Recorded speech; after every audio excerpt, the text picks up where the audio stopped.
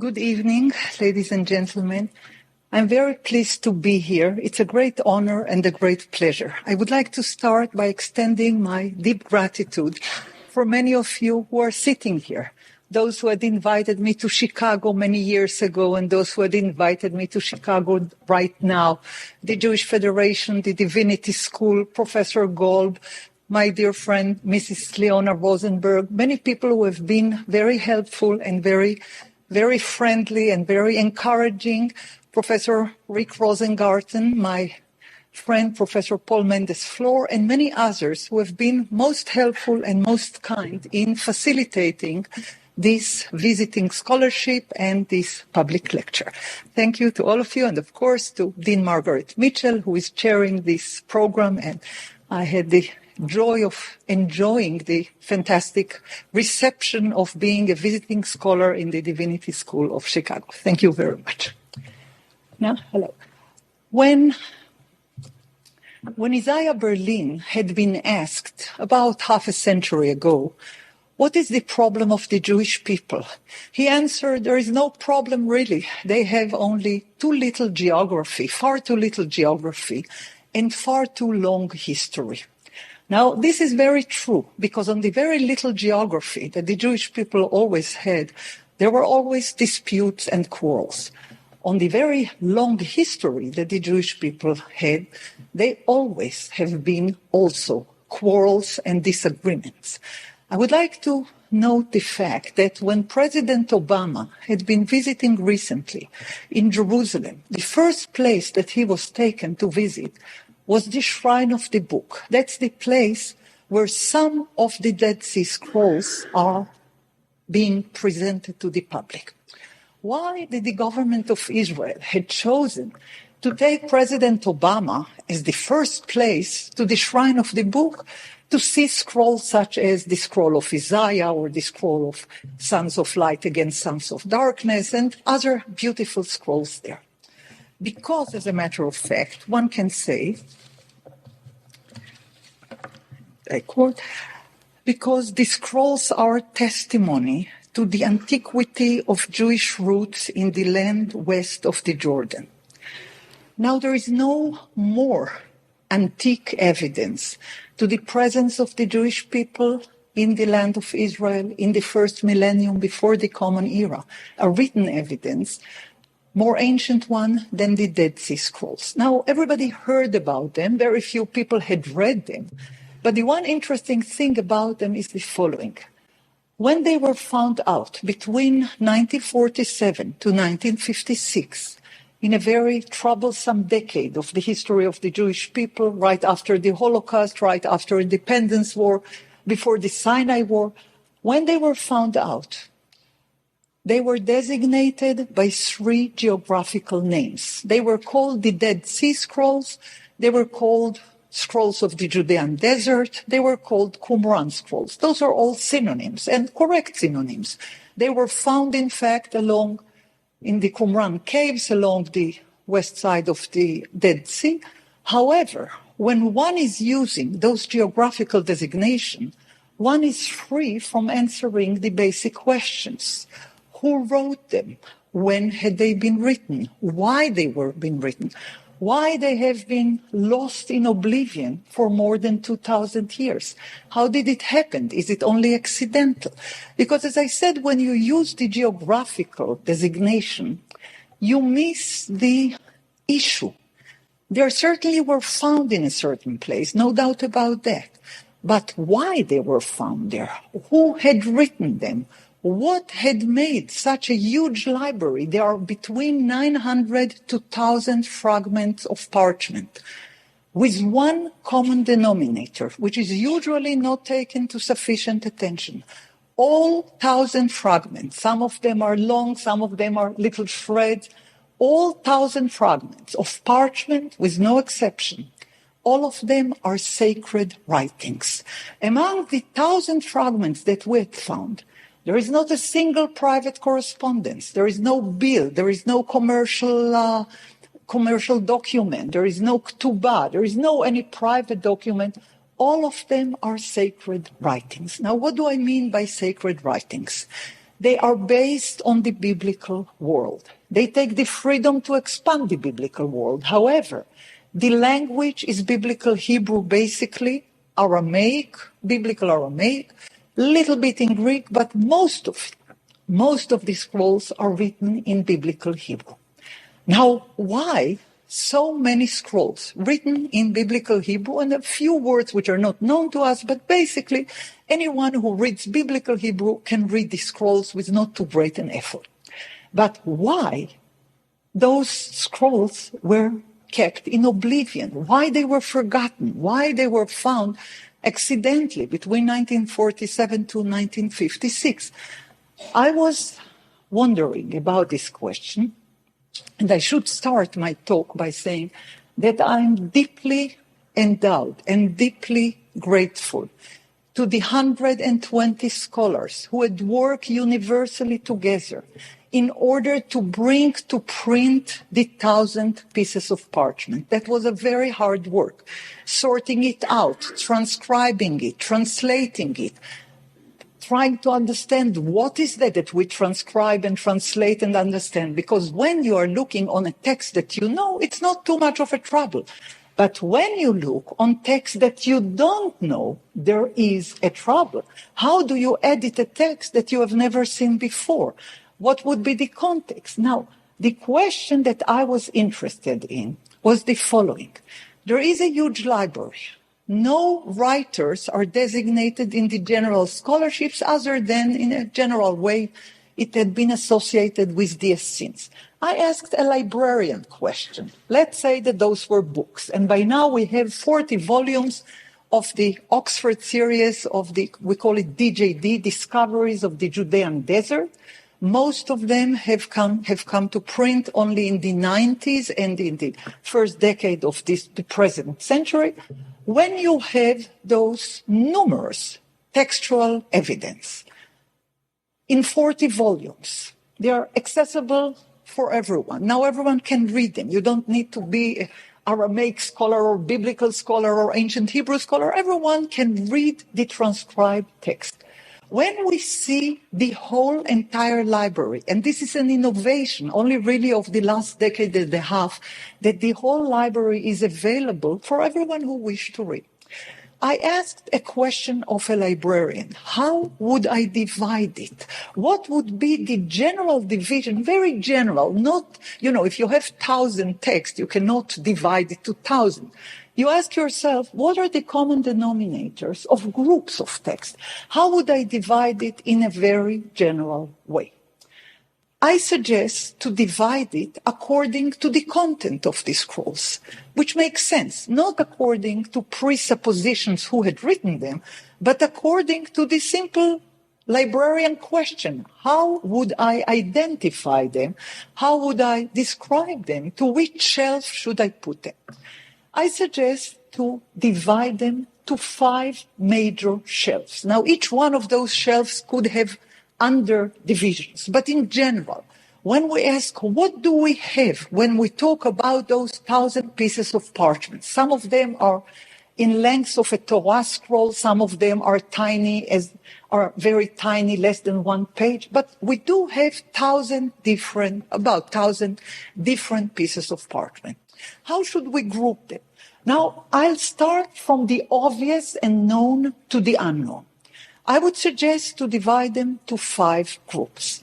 The first group is the biblical library. Now, we were fortunate enough to find testimonies on parchment, of the whole entire biblical library. Whenever I say Bible or biblical, I mean only the Old Testament. The 24 books in the Old Testament, we found 23 of them among the Dead Sea Scrolls.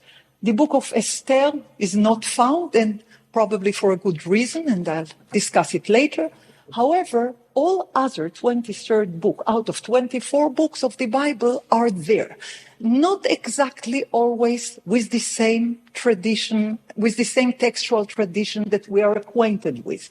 There are some slight differences. Some books are more variegated than the canonical biblical tradition.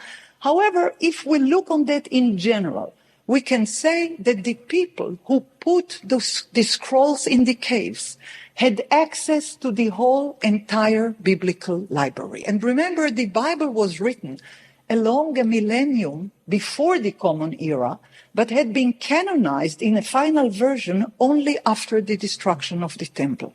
The Bible was written on scrolls, not as one book, but on scroll. The scroll of Jeremiah, the scroll of Isaiah, the scroll of Genesis. We found remnants of all the books of the Bible with the exception of the scroll of Esther. Why is that? The scroll of Esther does not have the name of God in it. That's a good idea. That's a good reason not to include it. Because all other biblical books have direct or indirect reference to the divine word or to the divine authority or to the divine revelation. The book of Esther does not. In a library that all what it contains could be defined as sacred writings, a book without a divine reference is not a sacred writing, thus would not be included. I would skip very closely on the biblical part, because you're familiar with the biblical part. I'll say that anyone who is doing any work on any single biblical book among the 24 books of the Old Testament would do very wisely to consult the Qumran edition of the Bible of the Scrolls, because it has beautiful little and big differences which shed fantastic light. More than that, after we said that about 1/5 of the collection is biblical books which offer very interesting textual renditions, very interesting textual traditions which were not known to us before the scrolls were found. Like, for instance, we have the scroll of Isaiah, close enough to the biblical tradition. But we have another scroll of Isaiah which have meaningful differences. Now, what is the meaning of those meaningful differences? It means that different communities had different recensions of the Bible.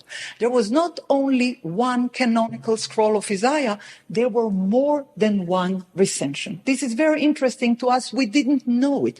We knew, of course, about the Septuaginta. We know about the Samaritan version. But we didn't know that there were other versions in Hebrew which are not exactly as the biblical tradition. Now, put the biblical part aside, because this is the known one and that's the easiest one. I would like to go to a next group which is partially known.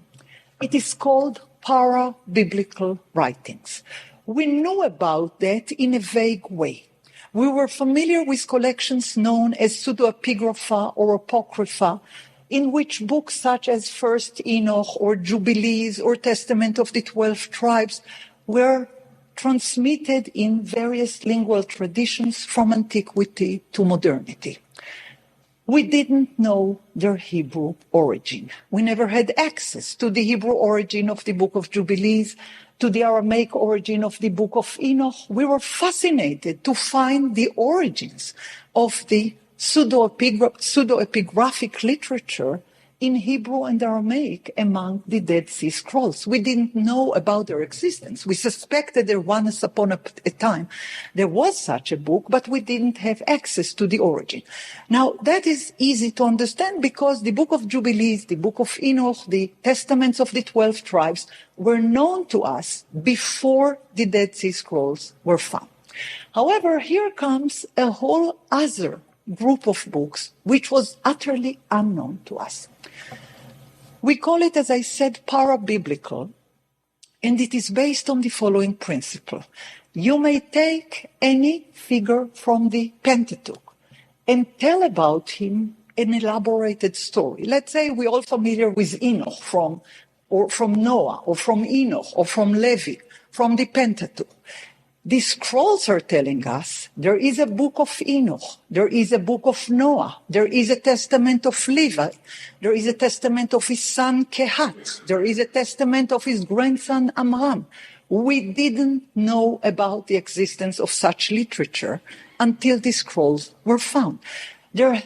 We had been granted with the unbelievable innovation that before the Common Era, and all the scrolls, or the absolute majority of the scrolls, have been written in the 2nd century and the 1st century before the Common Era, very few on the first few decades of the 1st century of the Common Era, but the greatest number of scrolls have been written in the last 2 centuries before the Common Era. And as I said, copies of ancient books of the Bible have been retrieved there as well.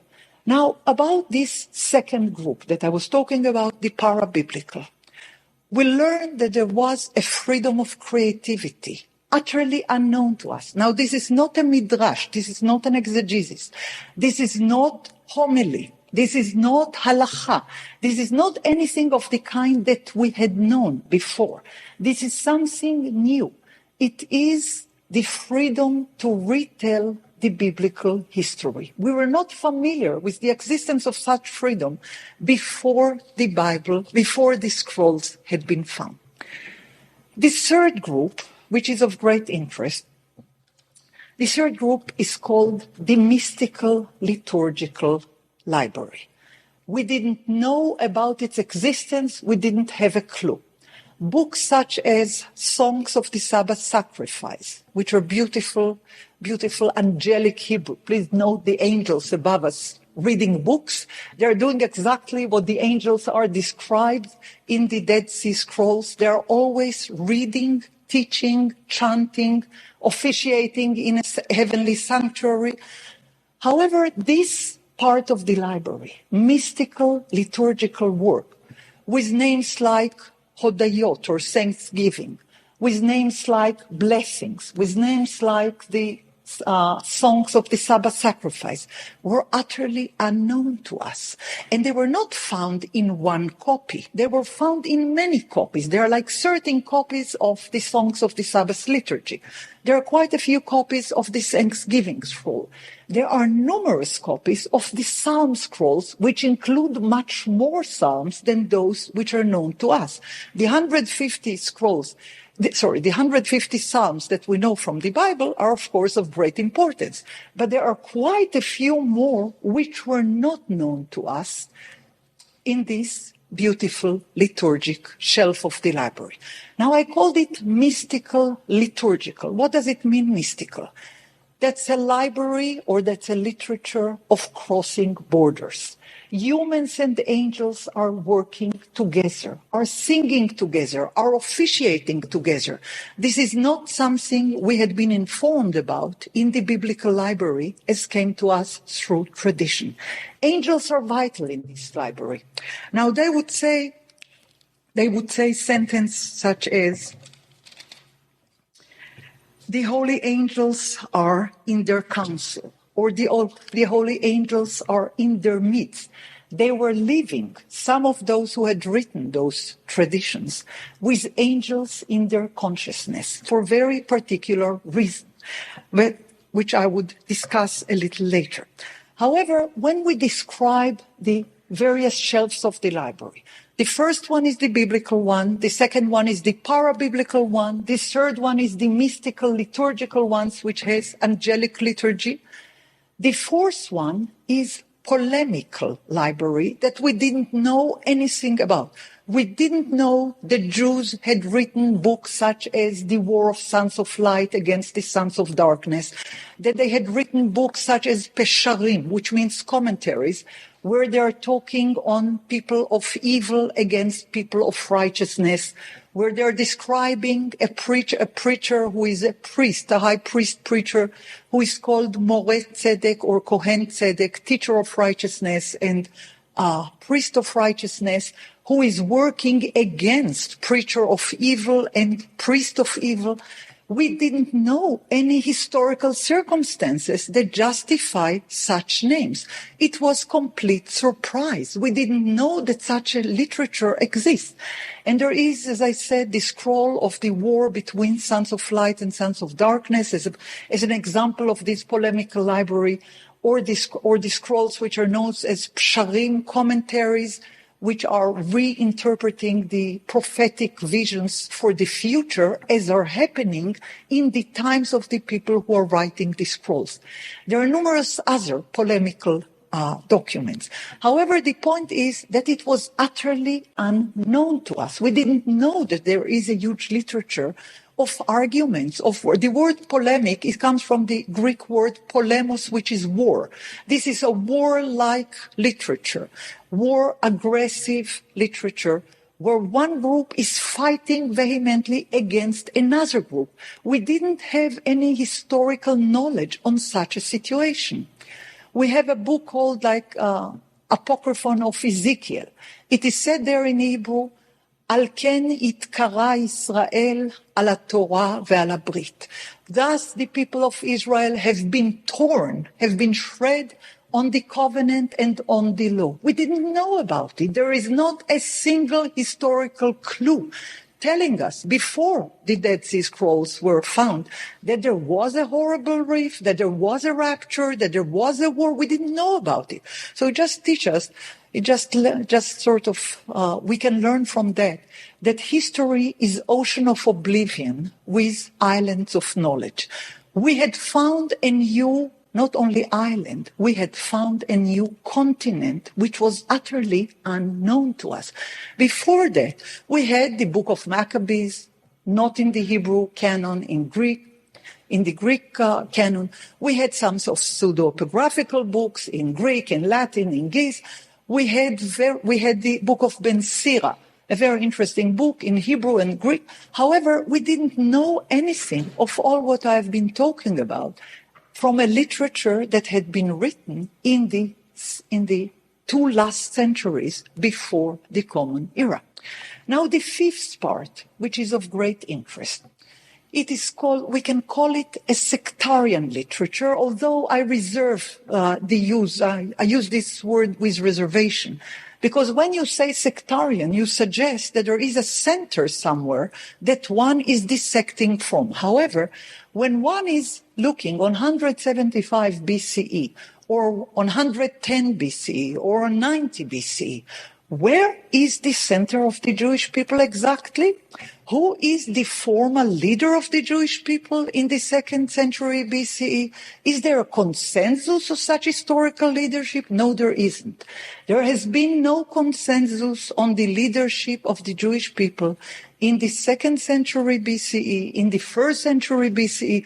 It had been a time of turmoil. It had been a time of considerable historical changes. I would say that in two sentences for the sake of brevity. In 175 before the Common Era, King Antiochus Epiphanes, the Seleucian king, had conquered the land of Israel and had imposed his idea of what was called bureaucratical order. He wanted to nominate his people in the temple, because the temple was a place where sacrifices were offered for the sake of the king, not the Jewish king, for the sake of the ruler, according to the perception of Antiochus. He wanted to collect taxes in relation to ceremonial things in the temple.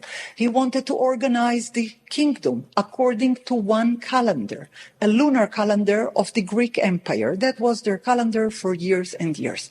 When he approached the Jerusalem temple and he had ordered the officiating priest, Jason III, to officiate according to a new lunar calendar, the high priest had refused, and he said, we will do everything you want, but we cannot officiate the temple according to a lunar calendar, because we have a different system.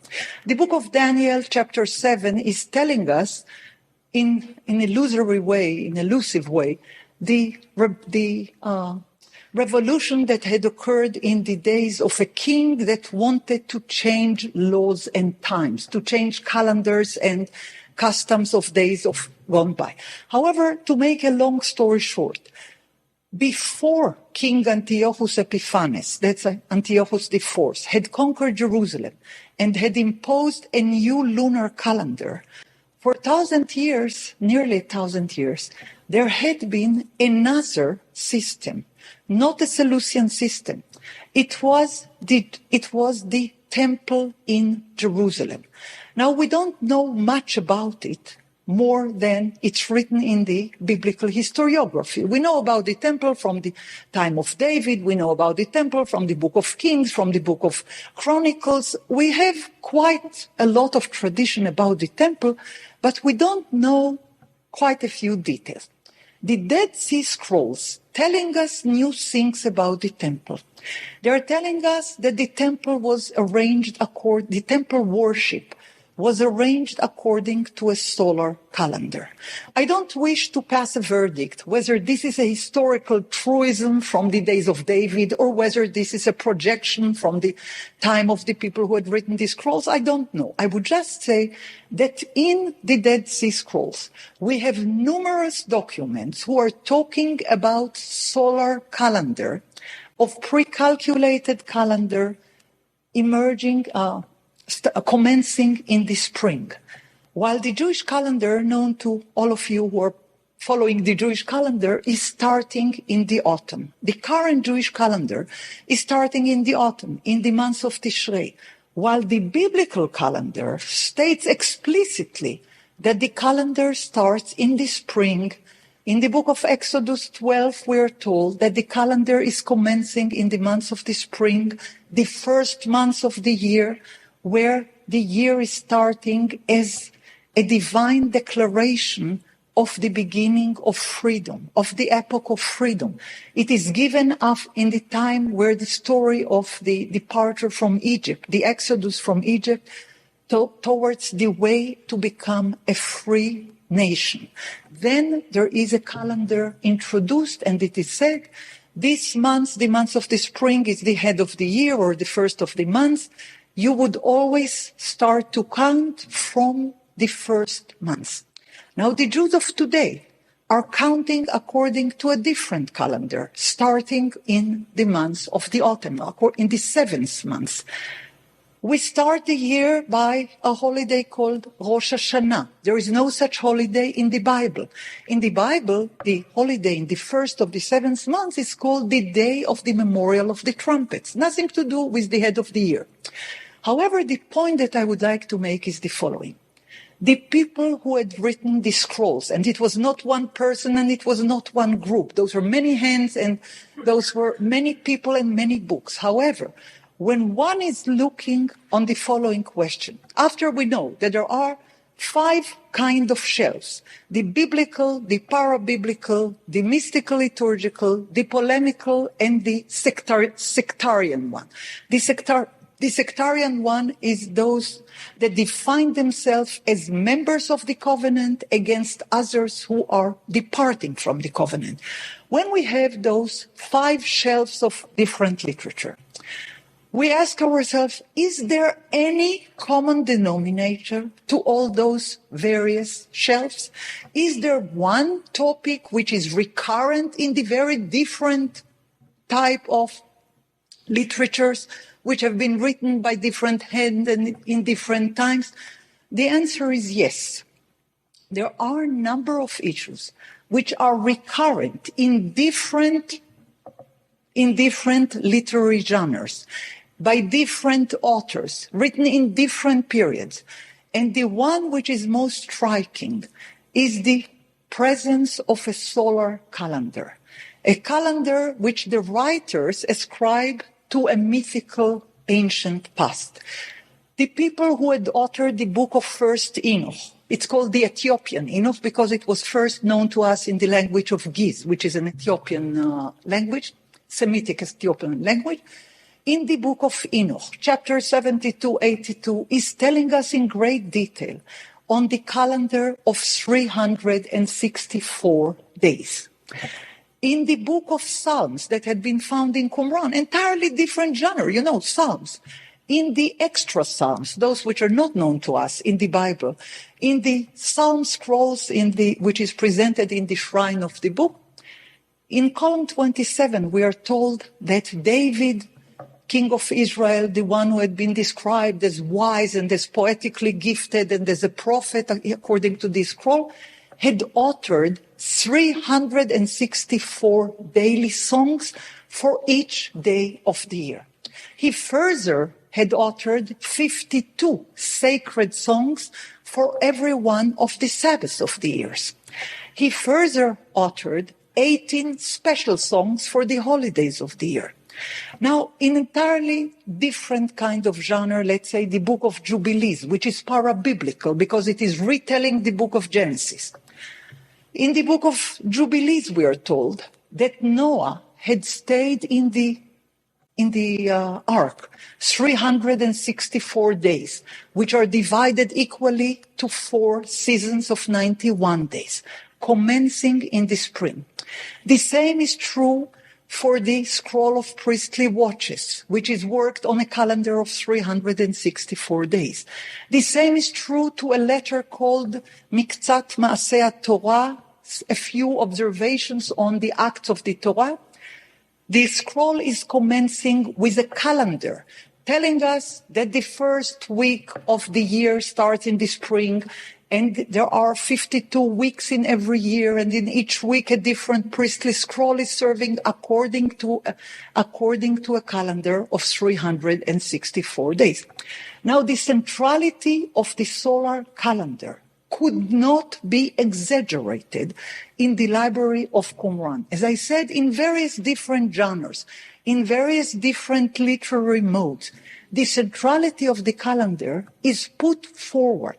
However, there are 2 questions. First of all, why did they choose 364 days calendar while everybody else knows very well that the calendar has 365 days? It was a well-known fact in antiquity.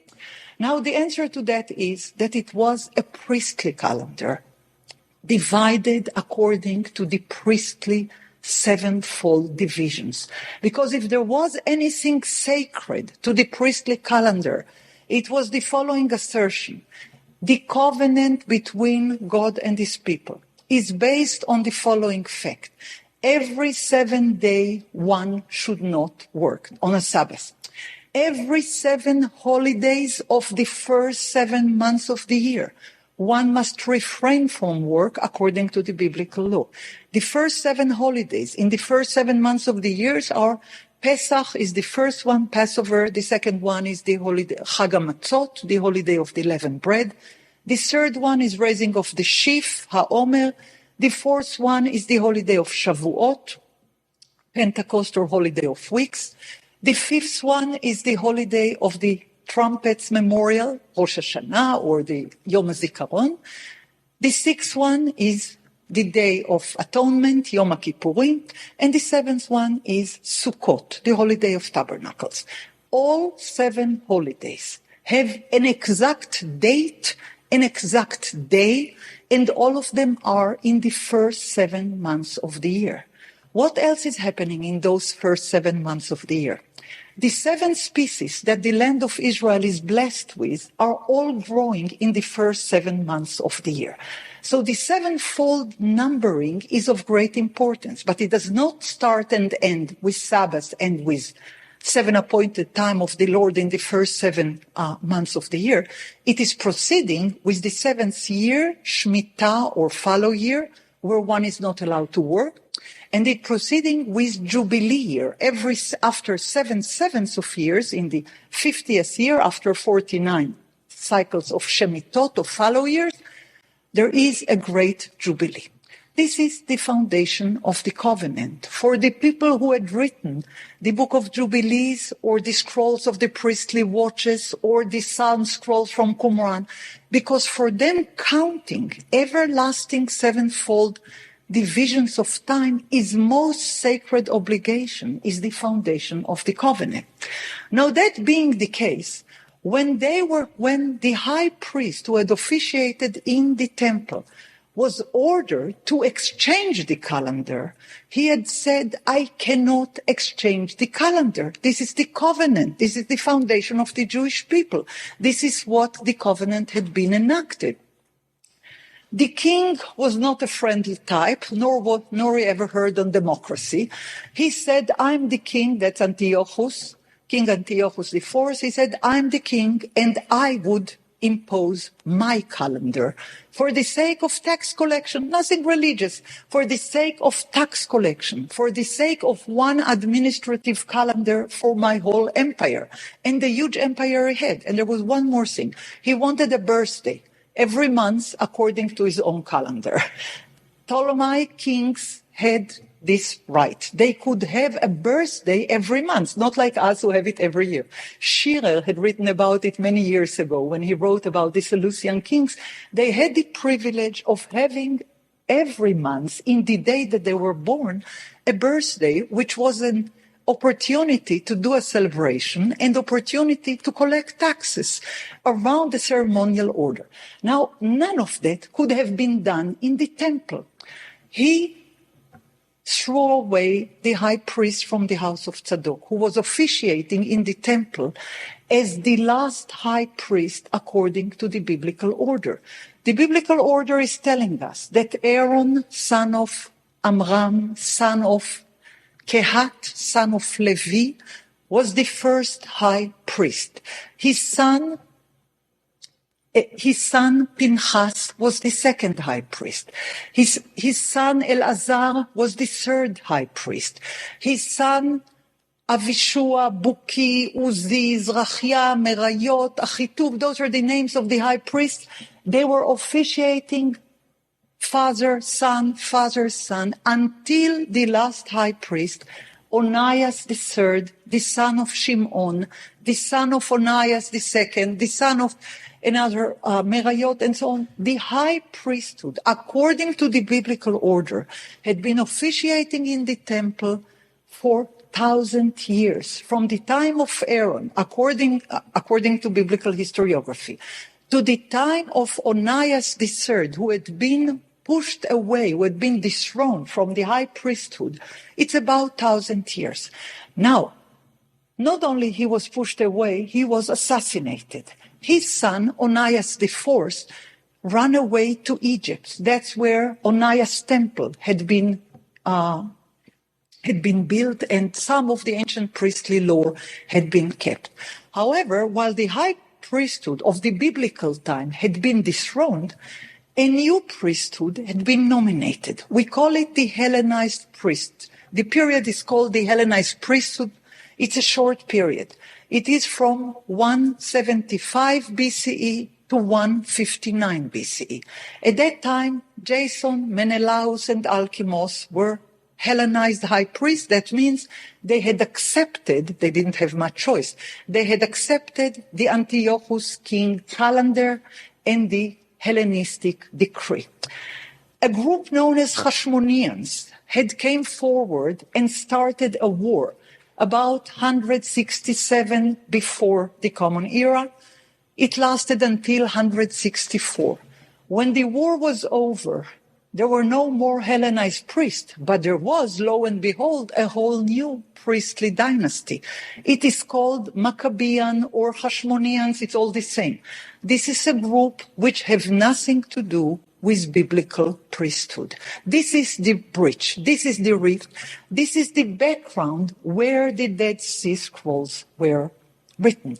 Because what was biblical Israel until about 164 before the Common Era, that's when the book of Daniel had been written, when it was biblical Israel until the high priesthood had been dethroned, and three Hellenized priests were officiating. The first one was direct connection with the ancient high priesthood. The second one was not connected at all. The third one was not connected at all. However, as I said, the Hashmoneans, who were from the priestly tribe, waged war. They had fought against the Hellenized priest. They fought against the king Antiochus, and they managed to a certain degree to succeed. However, not all the way through. They were nominated afterwards by the heirs of Antiochus. Alexander Balas and Demetrius were the two heirs of Antiochus who were fighting.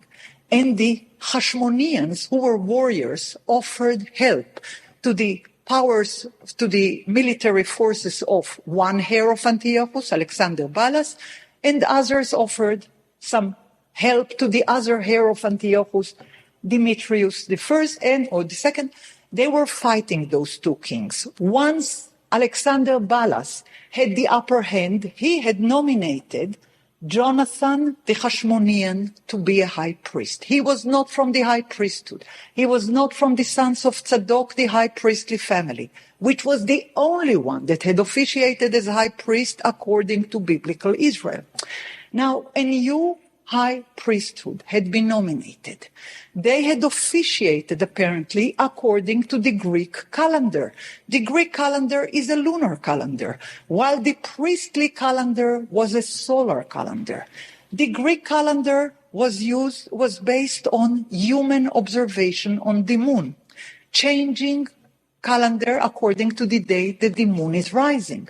The solar calendar, the ancient solar calendar, according to the historiography of the scrolls, that had been composed by Enoch, son of Jared, in the 7th generation of humanity, who had been taught from the angels, who had been taught to read and write from the angels, who had been taught to calculate from the angels, when he spent many years in heaven. On him, Enoch is the one on whom it is written in the book of Genesis, and Enoch walked with God, and then he was not, because God had taken him up.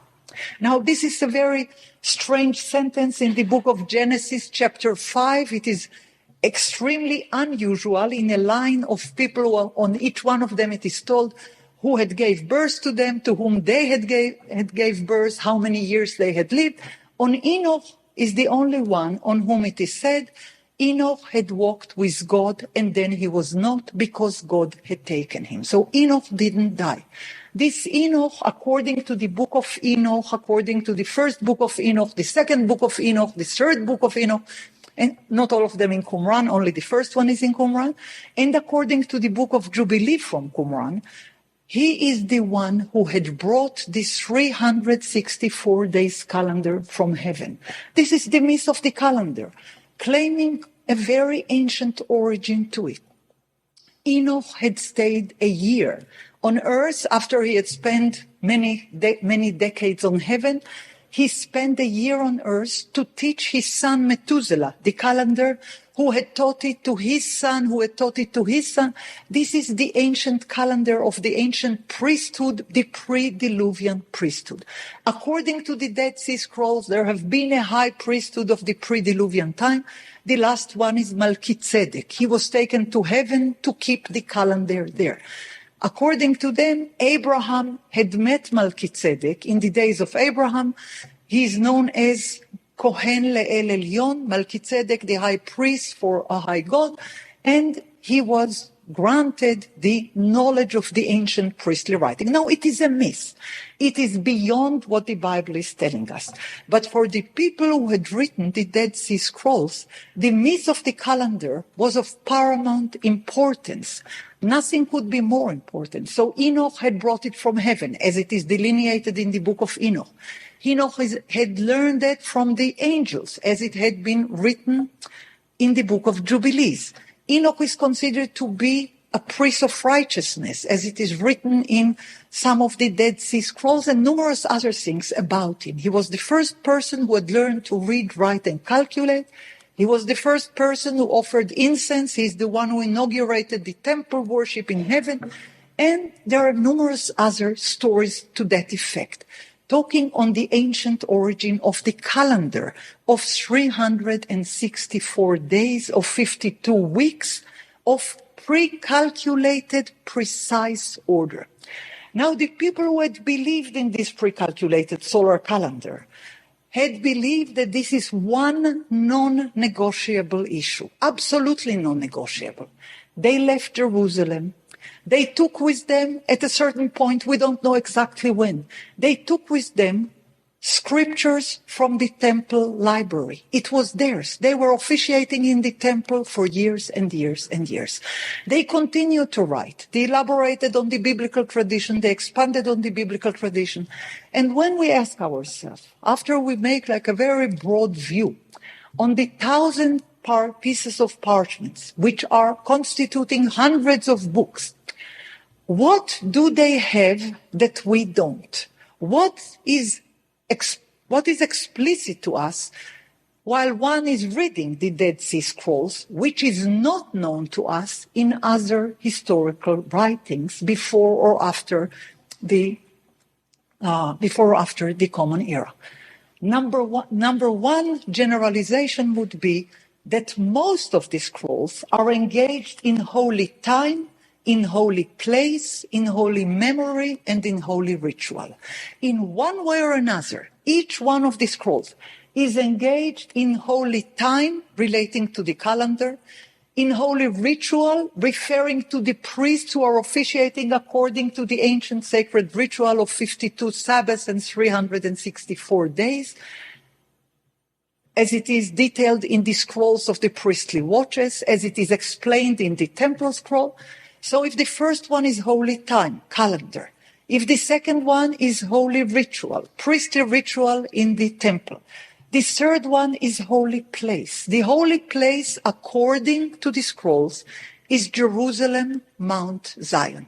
Let me draw your attention to the fact that Jerusalem is not mentioned in the Pentateuch directly even once.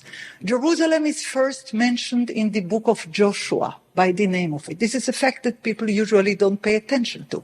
In the Pentateuch, Jerusalem is not mentioned. In the Dead Sea Scrolls, recensions of the books which correspond to the Pentateuch, Jerusalem is in the forefront. In the book of Jubilees, retelling Genesis, Jerusalem is mentioned 3 times in the first chapter of the book of Jubilees, so nobody would skip it.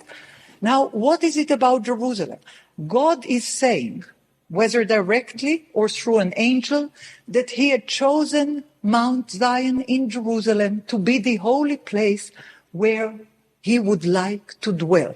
It is mentioned in numerous places. Jerusalem is celebrated in the scrolls which were not known to us.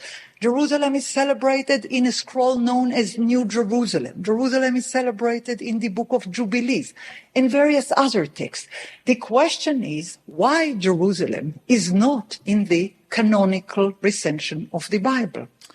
Now, holy place has 2 dimensions. One is the earthly one. Geographically, Jerusalem, Mount Zion. The other one is the heavenly one. 7 heavenly sanctuaries corresponding to Mount Zion and to the temple on it. On earth, we have 1 temple with 1 divine chariot of the cherubim in it. In the scrolls, such as in the songs of the Sabbath liturgy, there are 7 firmaments, there are 7 sanctuaries, there are 7 temples and 7 chariots of the cherubim. Now, in the mystical writings, you multiply by 7 what had been lost on earth. There was no temple in Jerusalem for the priest from the house of Tzadok from the year 175 before the Common Era. After the last high priest, Onias III, had served there and have been dethroned in 175 BCE, their only temple was in paradise, in heavenly sanctuaries, when they correspondingly with the angels were officiating. A huge amount of literature among the Dead Sea Scrolls is engaged with the angels. Why? The angels are called in a very interesting name, very suggestive name. For Hebrew speakers, they are called Kohanei Koref, the angels, which means priests of sacrifices. The angels are designated as priests of sacrifices. Now, they don't sacrifice animals as they did in the temple. They sacrifice incense and liturgy.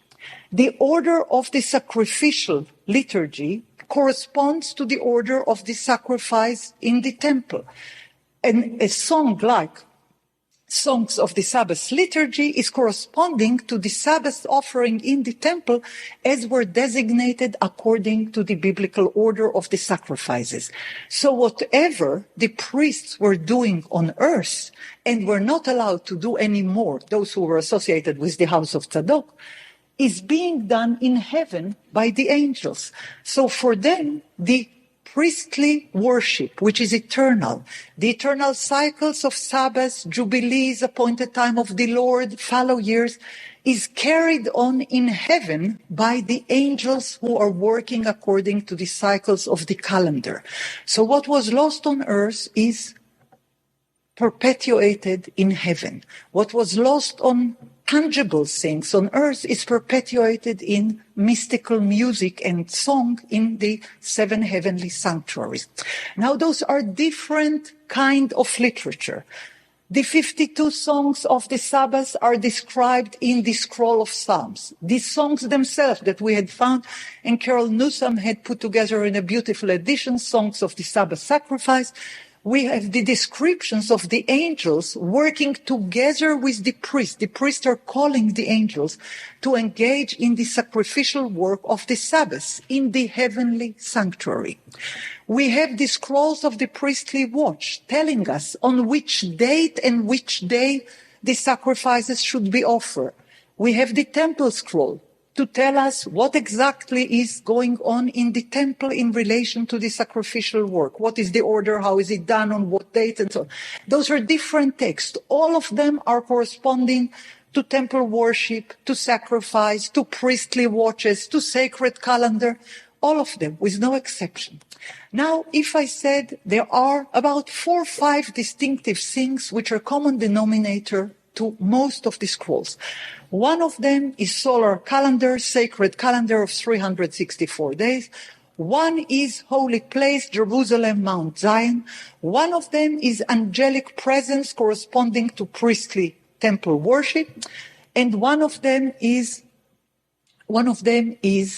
sacred memory, which relates to the beginning of the priesthood.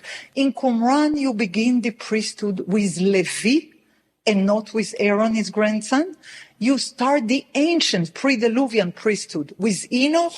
You end the pre-Diluvian priesthood with Melchizedek. We found the Melchizedek scroll in Qumran. He is an angel priest. There are numerous angels. Now, the interesting thing is as follows. In the rabbinical literature that had been written and edited and composed in the first few centuries of the Common Era, it was put into writing later, but it had been discussed and oralized and edited in the first few centuries of the Common Era. There are no angels. I'm talking on the Mishnah and the Tosefta. There are no angels. There is no paradise. There is no Enoch. There is no calendar. All what was so important for the priests is utterly unknown in the early stratas of rabbinic Judaism. Now, to step backwards. I said that angels are present in each section of this literature. In the War of Scrolls of in the Scroll of War of Sons of Light against Sons of Darkness, the angels are conducting the war. The priests are fighting with horns. They don't have any kind of, they're not really fighting as soldiers. They are fighting with horns, with trumpets, with music, with angelic names. It is a mystical war. It's not an earthly war. Why do they call themselves sons of light? Because they believe in the solar calendar. Why do they call their opponents sons of darkness? Because they believe in the lunar calendar. So it was a calendar war more than anything. But the calendar was the basis of the covenant for people who believed in the biblical era, in the biblical order, in the sanctity of the biblical priesthood, in the sanctity of the temple worship, all what constituted ideal biblical Israel. I don't say that that was the real order. I say that was the ideal order. Now, at 175 BCE, when the priest of the house of Tzadok had been deposed and disrobed, they left Jerusalem at a certain point and took with them their library. That was the only thing they were allowed to take, because you were not allowed to take anything of the temple materials or anything of the temple objects. They were sacred and they were not to be touched or living outside of the temple in any manner. The one thing which was not restricted according to any biblical law was the books in the temple library. We know from the father of Antiochus the Great, that he gave exemption for the authors of the, exemption for the scribes of the temple from a particular taxation. We know that there was a temple library and there was a temple, there were temple scribes. Apparently, they took the temple library. There was no greater public library in Jerusalem. And what we had found in Qumran is first and foremost a huge library, which is composed of various things. But let's assume that the biblical scrolls, the huge number of like 270 biblical scrolls of the 23 books of the Bible, were found in Qumran, not as things that they had written there, basically things which had been in the temple library and were taken out. They continued to write all the various things that I talked about. And when I say that they were interested in holy time, in holy place, in holy ritual, in angel priestly common worship, in holy sacred memory, I would like to ask, what is the word that I had used most frequently? Priestly. It is priestly awareness. It is priestly memory. It is priestly interest. However, most of the scholars who have been working on Qumran suggested from the very beginning of the scholarship in the early 50s to associate it with the Essenes. The Essenes are not known in the Hebrew language. The Essenes are first introduced to us in the writings of Philo from Alexandria. He's talking on wonderful people, 4,000 of them who are living all around the land of Israel, when the measure of goodness or virtue had been spread all around. Well, I wish to know where exactly Philo was traveling, where he saw all these good virtues, because of what we know in the first century of the land of Israel, around the time of Jesus, around the time of the rabbis, around the time of the Pharisees. It was definitely not exactly virtuous, to say the least, but Philo said that 4,000 of them are living all around the land of Israel. Philo had written in the first half of the first century of the Common Era. The second testimony about the Essenes is Pliny. Pliny was a great historiographer, a great army military, a great writer. In his book, Natural History, he's telling us that he had heard, or he had witnessed a group of very strange people, the strangest of all that he knows, who are living along the western coast of the seashore, and their name is Essenes. As I said, the word Essenes in any way is not known in the Hebrew language or in the Aramaic language, but Philo is telling us that they are living for thousands of generations, surprisingly, celibate life with no women and with no children. Philo says the same. They are monks. They are celibates. Now, the third witness, and I'm doing it very quickly because I know I have to conclude, but Philo is the first witness, Plinius is the second witness, and Josephus is the third witness. Josephus is telling us in a more elaborate way that among the Jews in the land of Israel, there was a group known as Essenes, which is extremely virtuous, which is illustrious in its manners, in its ideals, in its ideal life.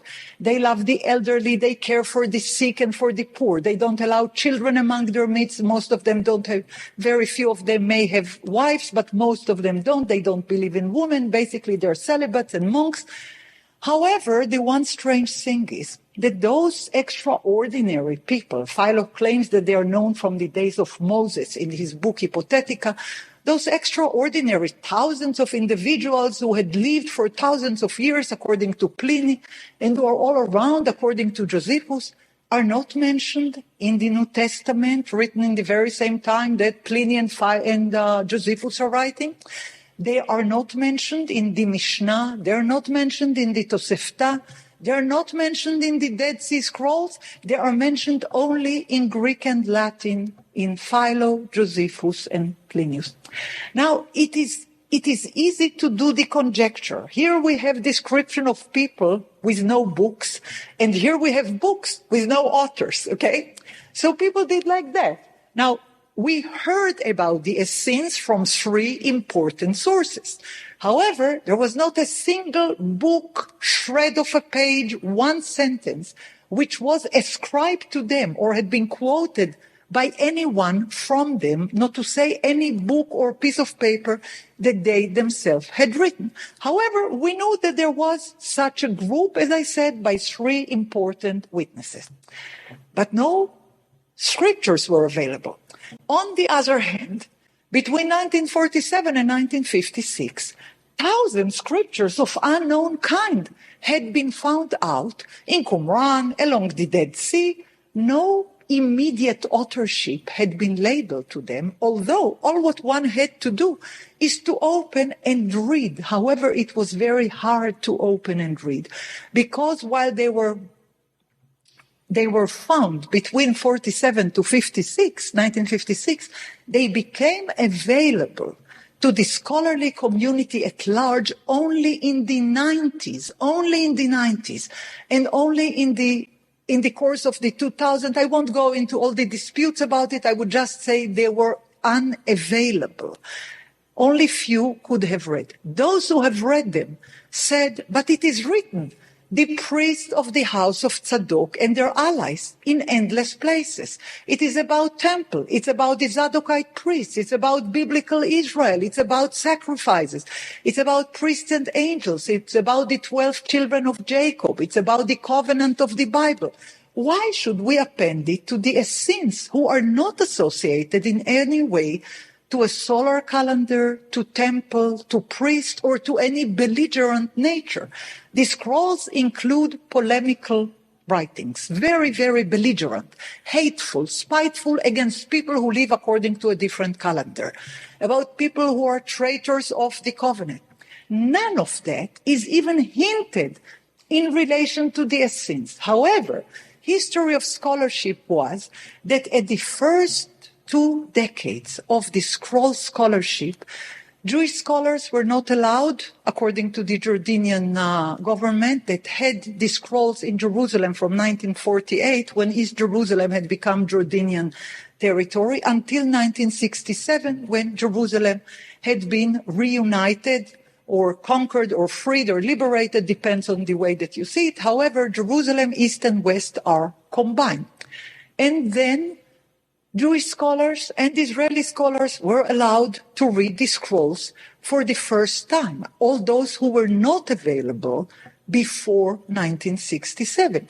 However, in the many years that had passed from early 50s, where first scholarship was available, until the end of the 80s, which really scholarship went back into fruition, it was common that the authors were monks who were called Essenes, who were living celibate lives in a celibate place in the desert. Now, we don't know where the authors of the scrolls lived. We have no idea. This is a conjecture and assumption. We know where the scrolls were found, in caves. There is no way to live in those caves. Very few people could live in the air conditions, without air condition, of the desert next to the Dead Sea. Very few and very young and very strong can survive there.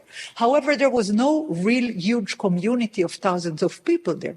However, because of the fact that only Catholic monks and Protestant priests were taking care on the scrolls, from 1948 to 1967, and then there was quite a long time before they had become available. It had been stabilized and asserted that the Essenes are part of the scrolls, and the scrolls are part of the Essenes, while this is not really true, because the scrolls don't have the name Essenes in any way, while it has numerous times the priests of the house of Tzadok, the children of Aaron, the associates of Moses. They have biblical Hebrew, they have biblical concept, but they were associated with the Essenes because the monks who were doing wonderful work, assembling the pieces of the scrolls in the Rockefeller Museum, envision the writers of the scrolls as ancient monks who were living celibate life. Now, we don't know anything like that. We are not told that the writers of the scrolls are celibates. They are talking on women, they're talking on children, they're talking on family life. There is no reason to assume that all the writers of the scrolls were monks. However, history of scholarship has its fashions and its beliefs and its cornerstones. And ever since it had been defined that the scrolls are primarily an Essene library. And the scrolls are reflections of monks and celibates' life, their biblical context, their priestly context, Jewish priestly context, their very ancient nature as primary documents from the ancient Judea that had been pushed aside, and only their connections with the Essene of the first century, 250 years later than the time that the scrolls and its disputes were happening. The scrolls were started to be written, those which are not biblical, after 175 BCE. To the days of Josephus, it's 250 years later. Why should we take Josephus' testimony on the Essenes to be appended immediately to the scrolls? The scrolls tell us very well what they are. They introduce themselves as the temple scroll, as the scroll of priestly watches, as sacrifices, as priestly liturgy, as angelic liturgy. They have nothing to do with the Essenes. They have everything to do with the history of the tribe of Levi, with the testament of Levi, the testament of his son Amram, the testament of his son Kehat, the testament of his grandson, and so on. It is saturated with priestly issues, priestly concerns, priestly language. But ever since it had been appended as Essenes, that was the corner that it had to be left. And anyone who dares to say, let us look again and see whether the overwhelming priestly concerns of holy time, holy place, holy ritual, and holy memory should be taken into consideration before the Essene theory should be taken as the only foremost consideration. That is usually accepted with great resentment. Thank you very much for your attention, and I would be happy to receive some questions.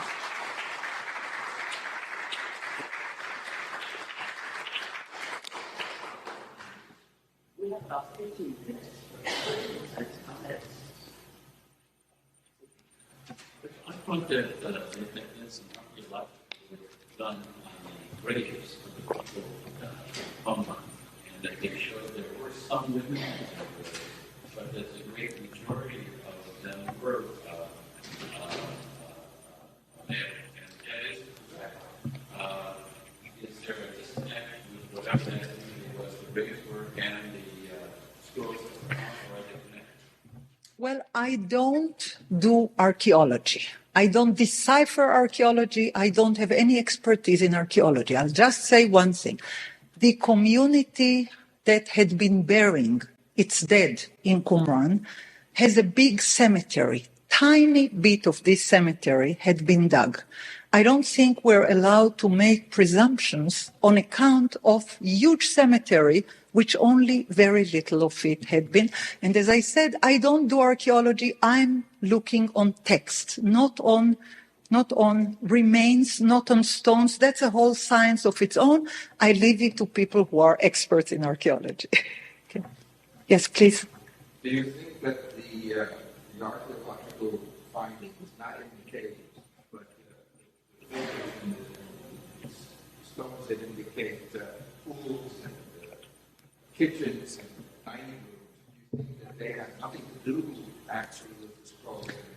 Well, I would never say that I think that they have nothing to do. What I say is the scrolls represent various communities, and they have been written in various periods. As I said time and again, different genres, different hands, different periods.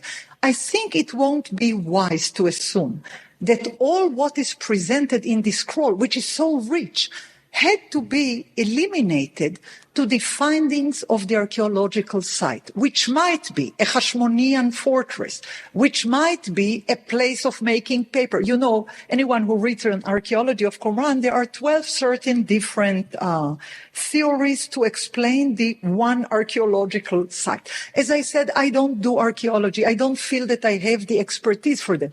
But I would suggest that if we have 500 hands who had written these scrolls, we should not assume that they all had had lived there. I would say this is a place like a library or like a place that you keep very dear treasures to you. But I won't say that we should overlap the archaeological site with the content of the scrolls. I would not separate it totally, but I would not think that we should overlap it for 100%. Yes, please. Could you kindly raise your voice?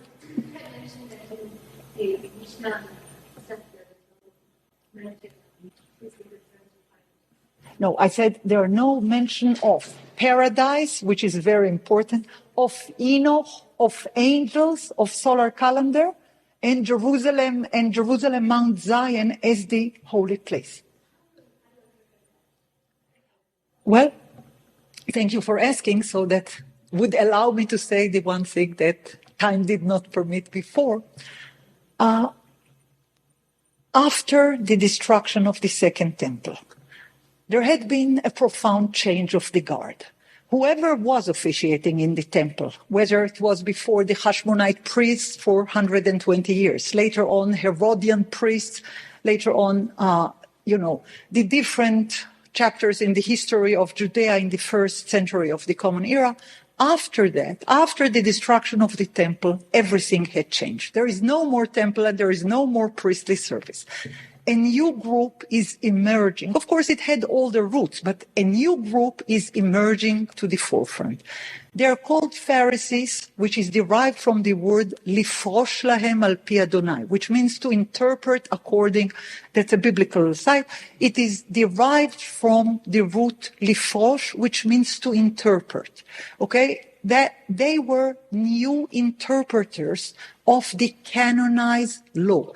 The Bible was not canonized before the 2nd century of the Common Era as 24 books. It had been canonized in the age of Rabbi Akiva and Rabbi Yahushua after Rabban Yochanan ben Zakkai. Those are the Pharisees, which later on had been called rabbis or Tanaim. They had various names, but the common denominator to all of that is one. They do not allow to write. They insist on oral teaching. They don't allow to create new books. They insist on new innovative interpretations of the highest profound kind. But we should say that in order to allow free interpretation, they had to canonize the Bible. So they would say, out of the various scriptures which might have been available, we chose the 24 books, 24 and no more. We know from the Talmud that there have been arguments if the book of Ezekiel should be in, if the book of Song of Songs should be in, if Esther should be in. The final 24 books of the canon were the closure of creative sacred writings or creative holy scriptures according to the rabbis. They did not allow any continuity of writing. Now, there were many books which were not chosen to be within the biblical canon, such as the book of Enoch, the book of Jubilees, the book of the 12 tribes, the songs of the Sabbath sacrifice, the temple scroll. All of them are sacred writings, with no exception. All of them are talking about heavenly issues, angelic issues, divine commandment, halachic things.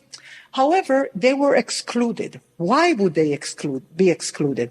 Because the rabbis, so to say, had decided that any book which is focusing on priests and angels and has any allusion to this 364 days calendar would be deemed as sfarim chitzonim, which means the books which are left outside, the external books. We call them in English pseudepigrapha or apocrypha, but in Hebrew it's more precise. It's the books which were left outside. They were left outside by Rabbi Akiva, who is telling us in the Sanhedrin, anyone who will read in the external books, those which were left outside, has no share in the world to come. That's a very strong act of censorship. However, those books which were left outside are the books that we had found in the Qumran library.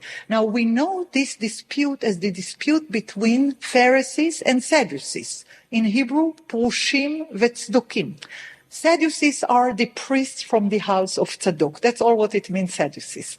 Later on, they had bad reputation because of their role in the New Testament, because of their fighting with the rabbis. But the priests from the house of Tzadok, who had written and who had officiated in the temple for 1,000 years before the Common Era, had their own memory, had their own visual perception, had their own conceptual world, and they fought for it. The rabbis said, any book with 364 days calendar, any book with priest angels, any book about Levi, about the sons of Levi, about the work of Levi, and so on, would be, of course, outside. There is no need for that for other generations. We chose those books that we believe that would be meaningful for later generation. We won't choose the temple scroll because it is not relevant. There is no more temple. We won't choose the priestly watches scroll, the scroll of priestly watches, because there are no more priestly watches, because there is no more temple. So we can explain why they left them outside, but it hasn't been noted enough that all what's important to the priest is utterly put aside in the rabbinical new literature. I'll give one example to make it understandable. The word covenant, brit, is one of the most frequent words in the scrolls of the Dead Sea. The covenant between God and his people, God and the priests, people of Israel and God. The word covenant is a major word. The word covenant in that meaning is completely erased from the Mishnah.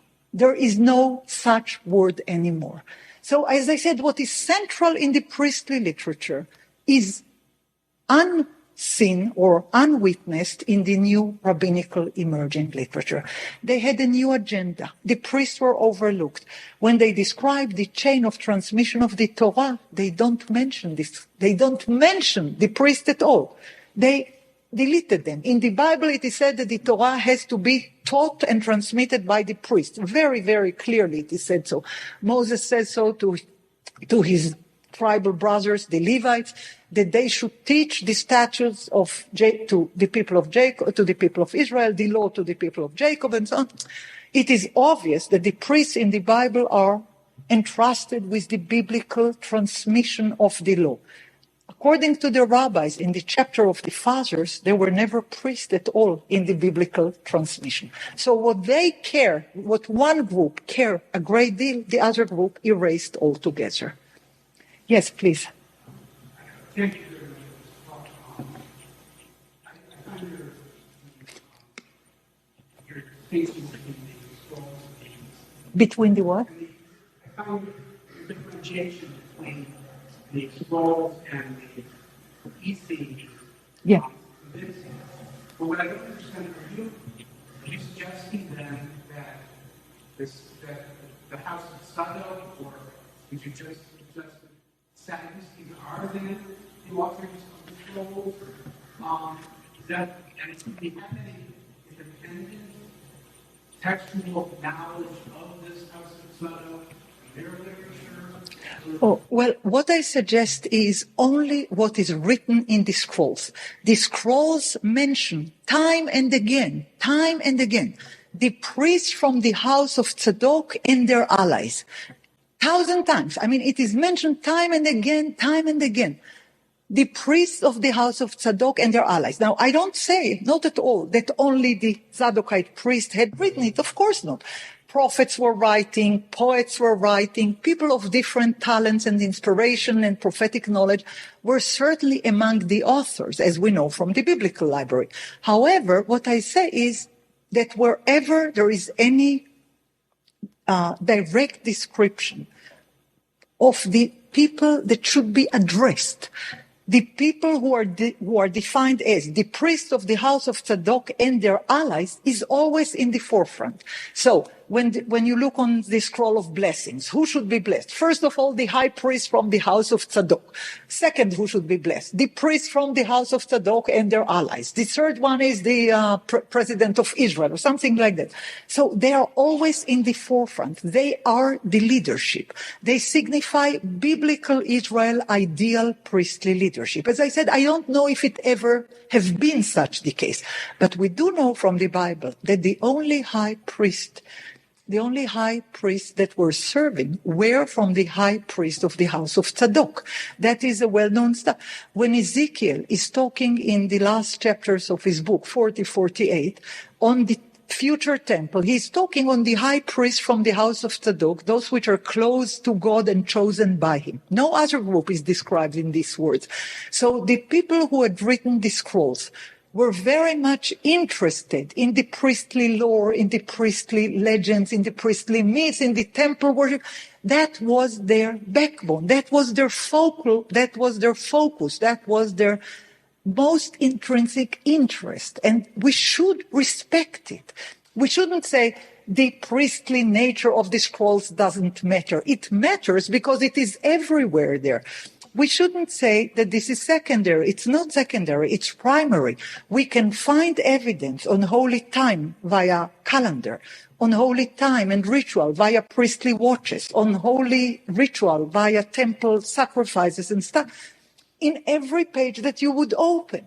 So it is for them the only common denominator that you can say about the scrolls that have been found along the shores of the Dead Sea is that they were kept and authored and reserved and transmitted by people who believed in the ideal biblical Israel and in the complete responsibility of people who associate themselves with this conservative past, with the priestly house of Tzadok, to continue to believe and to work on those ideas which have been completely pushed away to oblivion.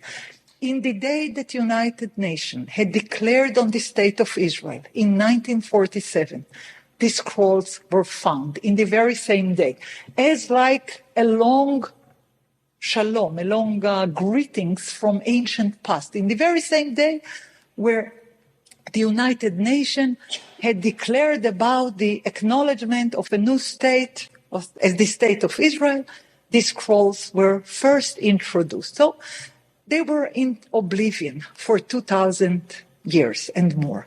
They were unknown. They were certainly not the central part of Jewish memory. But I would like to respect the other memories, the alternative memory, the shreds of memory that were entered to oblivion. And yet we have recovered them by a miracle, by a chance. It's wonderful that they have been recovered.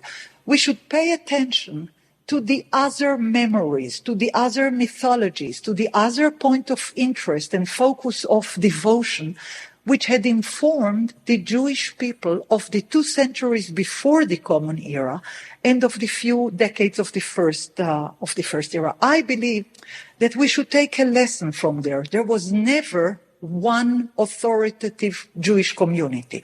There was always splinters. There was always disputes. There was always disagreement. However, if you would ask, what is the one single thing that the Jews shared always? It was their capacity to read and write. They may use it for belligerent writing. They may use it for all kinds of fights. But they would always say, we have sacred writings. We have holy scriptures. We can read and we can recreate and we can comment and we can do exegesis and we can do law, but we can also do myths and mysticism. We are free people to write, although we were told by Rabbi Akiva that we should not read the external books. We had read them some way or another during the centuries. Many of them we were not familiar with. Now we are lucky to live in a century that they are easily available to anyone who is interested in ancient history and in the way that one can cross the waves and turmoils of historical destiny. We'll conclude here. Thank you very much.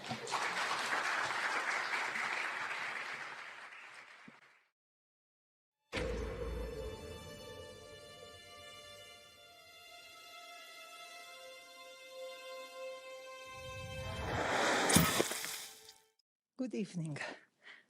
It's a great pleasure and a great honor to be here with you. And I would like to start by thanking Ari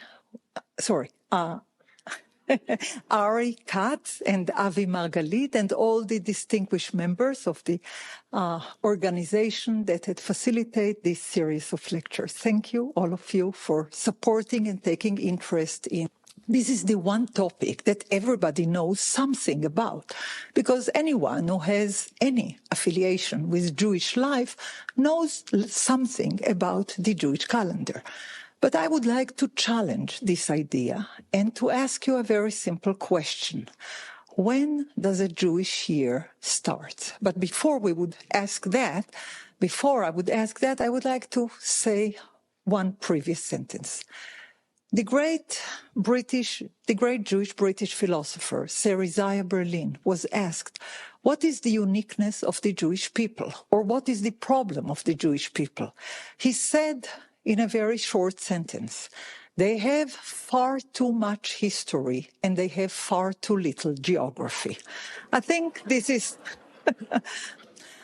that's rather insightful observation, because the fact that we don't have enough geography is well proven every day. But the fact that we have too much history is really meaningful and unique. What does it mean? That anything that we're going to say had been challenged through 3 millennia. The Jewish people were around for 3 millennia. It means that whatever was considered proper by one group of Jews in a certain time was challenged and deconstructed by other groups of Jews in other times. We need to learn to live with differences, with many voices, with challenges, with disputes. That's the way it always was. It's not only Jews of today who are disagreeable, who are controversial, who are partial and impartial and so on. That was the situation always. And that's a blessed thing, because only literate people can spend time with arguments, with challenging, with criticism, with change. All those things are vital part of Jewish history, because people who are literate, and the Jewish people were always literate, people who are literate take the freedom to ask, to criticize, to challenge, to reform, to think, and to recreate. That being said, let us start by asking, as I said, when does a Jewish year start? Yes. Yeah, that's very good. The first of Nisan. So why all the respectable Jews who are sitting here are celebrating Rosh Hashanah? Now, why? This is a serious question. This is no fun. Why all of us are well familiar with Rosh Hashanah in 1st of Tishrei and nobody is celebrating 1st of Nisan? The Torah asserts explicitly, this month, the month of the spring, is the head of the month, or is the first of the month. It is well described in the book of Exodus, chapter 12, that the year should start in the 1st of Nisan, the month of the spring. Why Jews today are celebrating the beginning of the year in the 1st of the 7th month? How come? Since when? Why? Who had made the change? Before I would offer the answer, I would like to remind you that the first thing that the French Revolution had done was to change the calendar.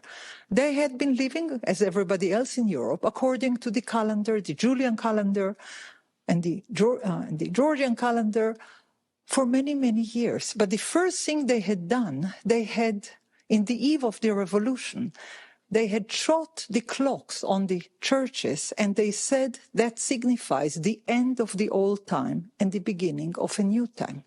What was the first thing the Russian Revolution activists had done? They had changed the calendar. They said this is the end of the old age and the beginning of the new age. Something of that sort had happened with us. Something of a revolution had taken place in Jewish history, where a group of people had decided that it's about time to end the old time and to start a new time. But when you change a calendar, it's much more than a calendar. It's perception, it is history, it is set of priorities, it's principles, it's cultural context, it's a whole lot. It's much more than a principle of calculation. And I would like to elaborate a little bit on how this process had taken place. I would start by asking you, where the holiday Rosh Hashanah is first mentioned? Where is it mentioned? Where? It is not mentioned in the Bible. It is not mentioned in the Bible. There is no such holiday. The Bible knows a holiday known as Day of Memorial or Day of the Trumpets, Yom Zikaron Truah, the day of memorial where trumpets are being blown. But what does it signify? Where is this day of memorial? Is it the only day of memorial? Now, things are complicated because this day of memorial is nowhere to be attached to the beginning of the year. This is an innovation. But before we would discuss the innovation, let us take a look on what is a Jewish calendar in the first millennium. The Jewish calendar that we know today is 2,000 years old, but before the last 2,000 years, we had a complicated calendar, which was the temple calendar for 1,000 years. How do we know that? In 1947, the treasure of the Dead Sea Scrolls was found by accident. Among the Dead Sea Scrolls, we have 930 holy scriptures. All the Dead Sea Scrolls are holy scriptures. They contain parallels of the biblical library with differences. The major difference between the biblical tradition as we know it and the biblical tradition as has been found among the Dead Sea Scrolls is the issue of the calendar. I'll say it one more time. The Dead Sea Scrolls has all the biblical books with the exception of the book of Esther. Some of the books are perfect, some of the books are torn, some of the books are only shreds, but it has a representation of all the biblical library. When we make a comparison between the Dead Sea Scroll biblical library and the traditional Bible as we know it, the most noticeable difference between the biblical traditional books and the biblical books as they have been found among the Dead Sea Scrolls is the issue of the calendar. What is the calendar in the Dead Sea Scrolls? In various representations in many books, it has the following idea. Time is holy. Time is eternal. Time is pre-calculated, and time is based on a solar calendar. I'll explain each one of those things. Time is eternal. It means that it's not for humans to dictate time. Time is eternal, and it had been brought from heaven to earth by Enoch, son of Jared, the seventh of the patriarchs of the world in the first 10 generations, number 7. On Enoch, it had been said that he was walking with God, unlike the other people who are mentioned in Genesis chapter 5, on whom all had been said that they were born to a certain father, they gave birth to certain children, and they were taken to heaven. They were accomplished their life and died. On Enoch, it had been said that he was taken to heaven. On the question why it's only Enoch who was taken to heaven, the first book of Enoch, the second book of Enoch, and the third book of Enoch are telling us that he was taken to heaven in order to study the calendar. What did he study? What did he learn? From whom did he learn? That's a topic for a whole lecture. I would just sum up in a very short way. Enoch learned that the calendar has 364 days, which are divided equally to 4 quarters of 91 days. Each one of those 91 days has 13 Sabbaths in it. And altogether, since we have 4 quarters of 91 days each, we have 52 Sabbaths every year. This is a pre-calculated calendar, referring to the solar calendar of 365 days. But it is not 365, it's 364. Why? Moses had told us that the Jews are, as you know, am kshe oref, are troublesome. They couldn't be like everybody else talking about 365 days calendar. They had to have 364. Why is that? because they needed a calendar that is divided by 7, a calendar of Shabbatot, a calendar of Sabbath, that would reflect the unique Jewish unit of time, which is the unit of 7 days. It is of the highest importance to understand it, because Jewish time is consisted of 2 different systems, the audible time and the visible time. Audible time refers to number 7. Anything which has to do with 7 is audible time. Every 7 days is a Sabbath. Every first 7 months of the year, a year starts in Pesach, in the months of Pesach, every first 7 months of the year, there are 7 holidays. All the biblical holidays are all in the first 7 months of the year, between the months of the spring to the months of the autumn, from the first to the 7 months. All the holidays together with the 52 Saturdays are consisting of 70 days. Every 7th year, there is a sabbatical, and every 7/7 of year, there is a jubilee. The common denominator to all those 7-fold calculation is that none of them is visible. All those distinctions are audible, and they are the content of the covenant. This is explicitly said in the book of Jubilees and in the book of Enoch, and it is well asserted in the Bible, of course, but usually we don't consider that in this system, that 7-fold time is the time of the covenant. And what is the content of this 7-time division? It is that every 7 days, every 7 holidays, every 7 months, every 7th year, and every 7/7 of year, we have to resign our sovereignty.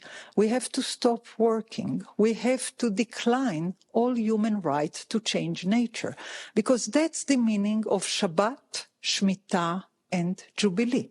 Shemitah is a fallow year. Shemitah is the sabbatical year.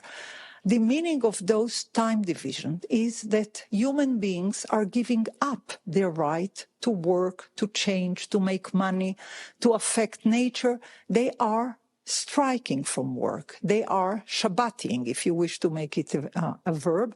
They are not doing anything. They are doing only one thing. They are convening together to study the law. Because in the 7 festivals of the Lord, and in every Sabbath, and in the Jubilee year and the sabbatical year, the idea is that you are not working, but you are taking the free time in order to study.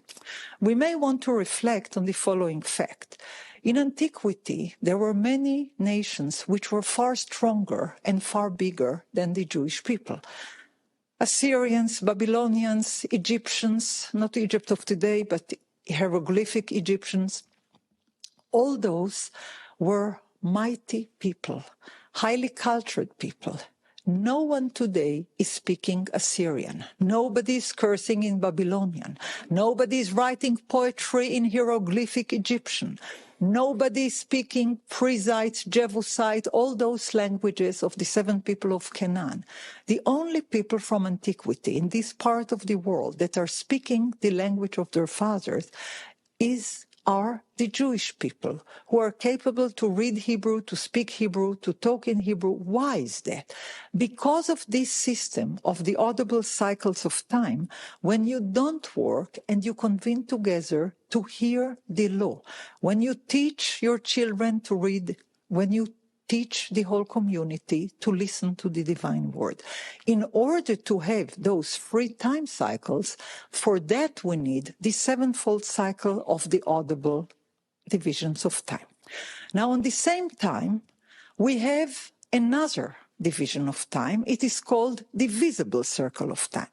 If the first division, the 7-fold division, is the division of the covenant, which is directed only towards the Jewish people who are members of the covenant, who are accepting the covenant, the other kind of time, the visible time, is equally shared with all other humans on the world. The visible time is not Jewish time. It is universal time. Visible time is all divisions of time that we can see with our eyes. Sunrise and sunset, the moon and the spring and the autumn and winter and summer, all divisions that we can distinct through our sight. That kind of time is called the chariots of heaven, Merkavot HaShamayim. The first division of time, the sevenfold cycles, is called Mo'adei Dror, times of liberty. Times of liberty are only given to the Jewish people. The chariot of heaven, which are the eternal cycles of changing of the seasons, are given to all human beings. The difference is that the Jewish people were in charge on keeping those two cycles of time, the visible time and the audible time, and to synchronize between them. Those synchronization cycles were kept by the priests from the house of Tzadok, those who were serving in the temple for 1,000 years. Now, how come that all those perceptions of time division were lost in oblivion? Why we don't know much about it? Why we needed the Dead Sea Scrolls to find out about it? Because this time perception was marginalized, was thrown into oblivion by the revolution that was taking place in the beginning of the first millennium. But it was more complicated than that, because if for 1,000 years the priests were keeping the time cycles through the holy watches, which are detailed in 1 Chronicles chapter 24, if they were keeping those time cycles as it is attested among the Dead Sea Scrolls, why it had stopped?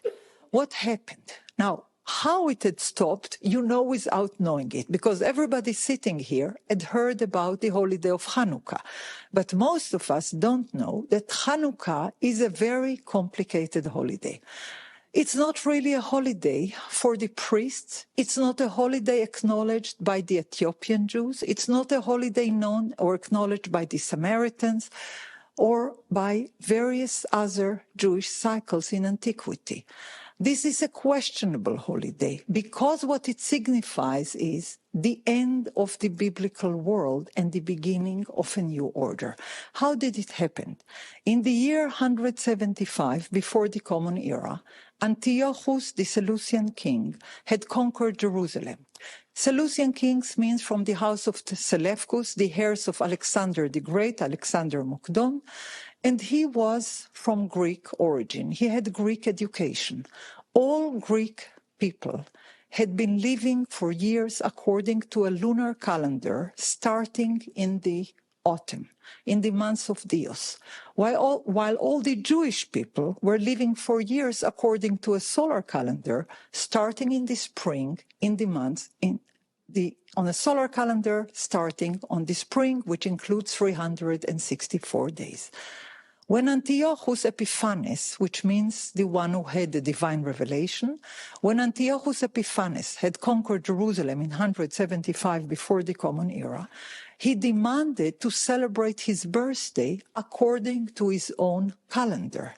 He said, if I'm a king, I would like to have my birthday celebrated every month, not once a year. If I'm a king, you know, why do we like our birthday being celebrated? What do we get in birthday? Presents. Why should we get presents only once a year? We may as well get it every month if we are the king. Now, his idea was, if I'm the king, I may as well have things according to my own desire. My own desire was to have a birthday every month in the day of my birthday, which was the 25th of the months of Dios, but he said every month in the 25th of the month, I would like to have a celebration. That's very good, only in Jerusalem, time was calculated according to a solar calendar, not according to a lunar calendar. What is the difference between a solar and a lunar calendar? Solar calendar is a pre-calculated calendar that has nothing to do with the moon, while lunar calendar is a calendar which is based on observation and not on pre-calculation. In a solar calendar, which has 364 days, you can say in advance that there are 12 months. Each one of the months of the year has 30 days. Each one of the months of the year has a date and a day that it starts. Always, always, the first month, that's the month of Nisan, the first month would start on Wednesday, the second month would start on Friday, the third month would start on Wednesday. And one more time. The fourth month would start on Wednesday, the fifth month would start on Friday, the sixth month would start on Sunday. The seventh month always would start on Wednesday, the eighth month would start on Friday, and the 9 months on Sunday, and so on and so forth. So every 3 months would always start Wednesday, Friday, Sunday. Every month would have 30 days. In the last months, in every third month, that is the 3rd, the 6th, the 9th, and the 12th, you would add an extra day. So the 3rd month would have 31 days, the 6th month would have 31 days, the 9th month would have 31 days, and the 12th month would have 31 days. Altogether, we would have 364 days, okay? First month, 30, second month, 30, third month, 31. Fourth month, 30, fifth month, 30, 6 months, 31, 7 months, 30, 8 months, 30, 9 months, 31, and so on and so forth. Every year would have 364 days, with every month starting in a day well known to us. As I said, the first month of every quarter would start on Wednesday, the second month on Friday, the third one on Sunday. Thus, we know the date of every Shabbat of the year. If the first month starts on Wednesday, inevitably, the first Shabbat would be the 4th of the first month. The second Shabbat would be the 11th of the first month. The third Shabbat would be the 18th, and so on and so forth. You can do the calculation, you understand the principle. Every 7th day, there is a Shabbat. If you know how many days are in a month and in what day the month starts, you can say the date of every Shabbat of the year. All the Shabbatot would be parallel in each one of the quarters, because if you start every quarter on Wednesday, the first Shabbat would always be the 4th of the first month, the 4th of the 4th month, the 4th of the 7th month, and the 4th of the 11th month, and it would go like that. In every quarter of 91 days, the last Shabbat would be in the 28th of the 3rd month. Every Shabbat has a date. Every month has a pre-calculated division of time.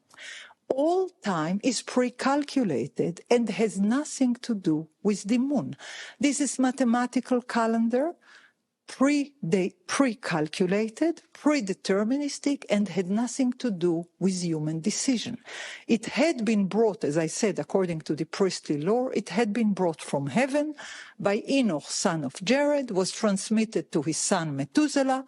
His son Methuselah transmitted it to his son Lamech, so we are told in the Dead Sea Scrolls.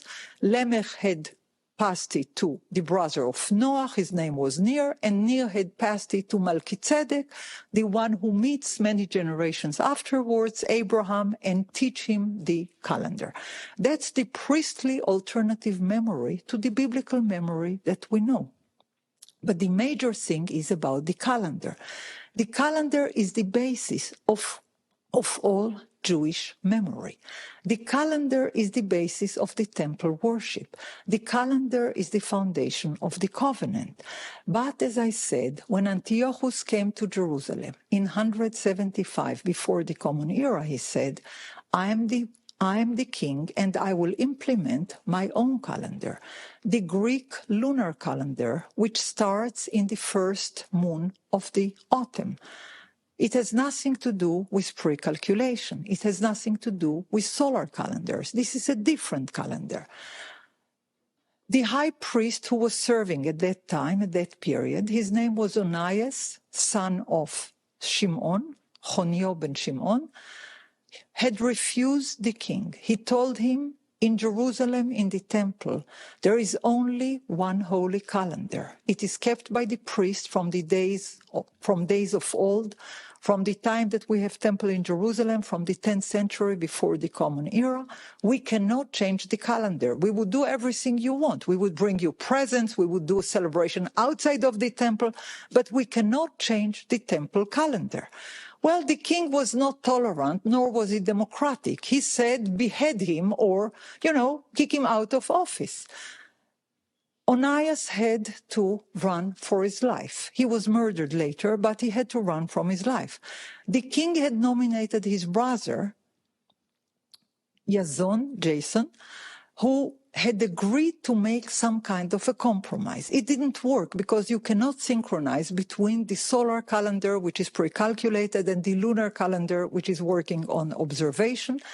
And it didn't work, and Jason was murdered too, and it was hard time, and was exchanged by a non-priest called Menelaus, and he was exchanged by another person. His name was Alkimos, and that's the time when the Hashmonean War starts. The Hashmonean War was against the Jews who were officiating in the temple, not against the king. It was against the Mityavnim, the Hellenized Jews who had accepted Antiochus' ideas about time, which was contesting the Jewish tradition of time. There was a war between 167 to 164 before the Common Era, and the war ended because Antiochus died in Persia, far away from the war zone, and they had hoped that a new regime would start without imposition of the calendar. But that was not the case. There was a decade of chaos, and different people and different parties were trying to conquer the temple. At the end of this chaotic decade, Jonathan, the son of Matityahu, was nominated to a high priest. It was not his position because the high priesthood was always kept to the people of the family of Yedaiah, which are direct descendants of Aaron. The Hashmoneans were not belonging to this family. Jonathan was nominated by the Greek king Alexander Balas. His brother, Simon, was nominated by the Greek king Demetrius. The Greek kings had demanded that the lunar calendar would be imposed. So the famous Hashmoneans, which are usually delineated as heroes and as liberators, were no heroes and no liberators. In fact, they were traitors from the point of view of the priest. They called them sons of darkness because they accepted the lunar calendar. They didn't have a choice. If the king said, if you want to officiate in the temple, you have to accept the lunar calendar. Those who resented this compromise were called the priests from the house of Tzadok, or the Zadokite later. They were calling themselves sons of light. The difference between light and darkness was the difference between solar calendar and lunar calendar. If you accepted the solar calendar, these 364 days, you were sons of light. If you accepted the lunar calendar, the one that had no fixed number of days, you were sons of darkness. The war between sons of light and sons of darkness, was the internal Jewish war between people who had kept to the ancient order of the temple, holy time, and people who made compromise with the new political situation where the Greek kings had imposed their will on Jerusalem and on the land through the Hashmoneans who were officiating as priests. The old priesthood, the Zadokite priesthood, had resented it profoundly. They hated the new unofficiated priest, and the new priesthood, the Hashmoneans, had hated the old priesthood, the Zadokite priest. It was an internal Jewish fight. a very profound fight. At the end of it, the Romans came and had made a new decision. For 120 years, the Hashmonean kings were ruling in a very horrible way. They were assassinating each other. They were assassinating mothers and brothers. They were imposing Greek culture in various ways, and they were much resented by the members of the old regimes who defined themselves HaKohanim Bnei Tzadok ve'Anshei Britam, the priests from the house of Tzadok and the members of their covenant.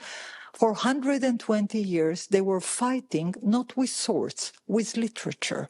Much of the literature that had been found among the 930 scrolls in the Dead Sea Scrolls is the literature written by the priests from the house of Tzadok against the priests from the house of Hashmonai. But in the year 67 before the Common Era, the Romans were conquering Jerusalem according to the invitation of one of the kings of the Hashmoneans who was fighting with his brothers. Antigonus and Aristobulus were fighting with each other. One of them had summoned the Roman soldiers who were in Syria. Rome had conquered the land of Israel in the year 67 before the Common Era. The Romans had their own idea about how time should be calculated, because every new regime has its own ideas what time should be like, what calendar should be like. You're all familiar with the result of the Roman conquest, because you're all familiar with the Julian calendar. That's the basic calendar, the civil calendar that we're living according to. But very few of us are familiar with the fact that this Julian calendar was calculated in the year 45 before the Common Era as a result of the Roman conquest of the land of Israel and Syria and Egypt. They said we can't work with those lunar calendars because you cannot pre-calculate anything. We don't know in which day the moon would rise and at what day should we collect taxes and pay salaries. We need a workable system which could be pre-calculated. Julius Caesar, then he was not Caesar, he was only a king. Julius was convening in Alexandria scholars of all denominations and all religions.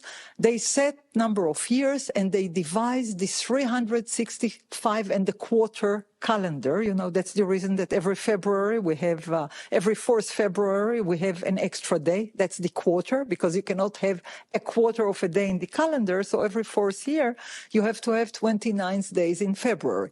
Anyhow, the new solar calendar of the Roman Empire is the 3rd calendar that we're talking about. The first one is the ancient biblical priestly calendar of 364 days. The second one is the Antiochian Greek lunar calendar with no fixed number of days based on lunar observation. The third one that I just now presented very quickly is the Julian calendar from the year 45 before the Common Era. But that is happening within the land of Israel. The Romans had conquered the land of Israel, as I said, from the year 67 before the Common Era. That's a very hard century. At the end of this century, half of the 1st century before the Common Era and half of the 1st century of the Common Era, it's a very hard time. This is the time that the new party, known as the Pharisees, is coming forward. As a result of the conflict between the ancient priesthood, the Zadokite, and the new unofficial priesthood of the Hashmoneans and the Roman conquest, all of that together had paved the ground to the rise of the Pharisees, Prushim. Now, what is Pharisees? What is Prushim? Prushim is derived from the word lifrosh lahem al pi Adonai, to interpret for them according to the words of the Lord. To interpret. Prushim means interpreters. And there is a great difference between Prushim and Kohanim. Kohanim, priests, are writing and arguing that everything sacred and everything holy has to be written. The Pharisees, Prushim, are arguing exactly the opposite. They say that the most important thing is the new oral law, the new interpretation, the new oral deliberation. This is a complete innovation because until the first century, before the Common Era, there was no such a thing as oral law. The Pharisees had introduced the word tradition, masoret, which is not a biblical word, and the oral law, Torah shebe'al peh, as against the old priestly order that by that time was a very evil priestly order. It was the Hashmonean priestly order and the Herodian priestly order, because the Romans were nominating Herod, and he had invited unofficial priests to serve in the temple. On this background of great political chaos, the new party, known as the Pharisees, later on as the rabbis, would come forward and introduce the idea of oral law, the idea of a new perception of holiness, the new idea of tradition, and the most important thing, the new calendar. But that had happened only after the destruction of the temple. The temple was destroyed in the year 70 of the Common Era. It was a tragedy in every possible aspect. Jerusalem was ruined, the temple was ruined, but the outcome of this complete catastrophe was a new order. The priest of any kind could not offer any response to the new order, because if there is no temple, there is no priesthood. There is no place to calculate the old priestly calendar. There is no place to do the sacrifices. There is no place to keep the ancient scrolls. There is no more temple. The only group that could step forward and offer a solution to the catastrophe was the party known as the Pharisees, Prushim or rabbis or Tanaim. It's all the same. The meaning of this new party is, let us introduce entirely new order. What did they do? They closed the Bible. They said that there is no more prophecy. You cannot write anymore. They said instead of writing, you should start to interpret. You should start to deliberate oral laws. And there is a profound difference between written law and oral law. In the written law, you don't discuss the identity of the authors. You discuss the Holy Scriptures. In the oral law, you don't have any text. You have only teachers. Thus, every sentence in the oral law would be starting by Rabbi Akiva said, Rabbi Shimon said, Rabbi Ishmael said, because the teachers are those who saying different traditions. In the old priestly law, there is never a name mentioned by who is the writer of the teaching, because it is considered to be divine law that humans are recording, and there is no importance to the identity of the recorder. There is a great importance to the sanctity of the scriptures. So, the ancient priestly tradition, with the solar calendar of 364 days, had ascribed utmost importance to written tradition, including the written calendar. The new group, the Pharisees, the rabbis, had ascribed the highest importance to oral deliberation, to interpretation of the legal scriptures, and they said that they have to be sealed. There is no such idea in the biblical collection itself. There is no reason why the Bible should be sealed. Why what had been written for a millennium should stop to be written. What is the last biblical work in our collection of the Bible? It's the book of Daniel. It was written in the year 165 before the Common Era, before the results of the war with Antiochus. 165 before the Common Era is the last biblical book. He is telling us in a literary way about the conquest of Antiochus. He's talking about a king who came forward and had desired to change laws, order, and calendar. That's Daniel chapter 7. However, from the time of Daniel, 2nd century before the Common Era, to the time of the sages, early 2nd century of the Common Era, 3 calendars had changed. The ancient priestly calendar was dismissed. The new Antiochian Greek calendar was introduced for 120 years in the time of the Hashmoneans. Third calendar was the Roman calendar of 365 and a quarter days, introduced in the year 45 before the Common Era. And after the destruction, the sages said the following: we don't want to live according to the Roman calendar. We want to keep our own identity. We cannot live according to the priestly calendar because there is no more temple, there is no more service, there is no more sacrificial service.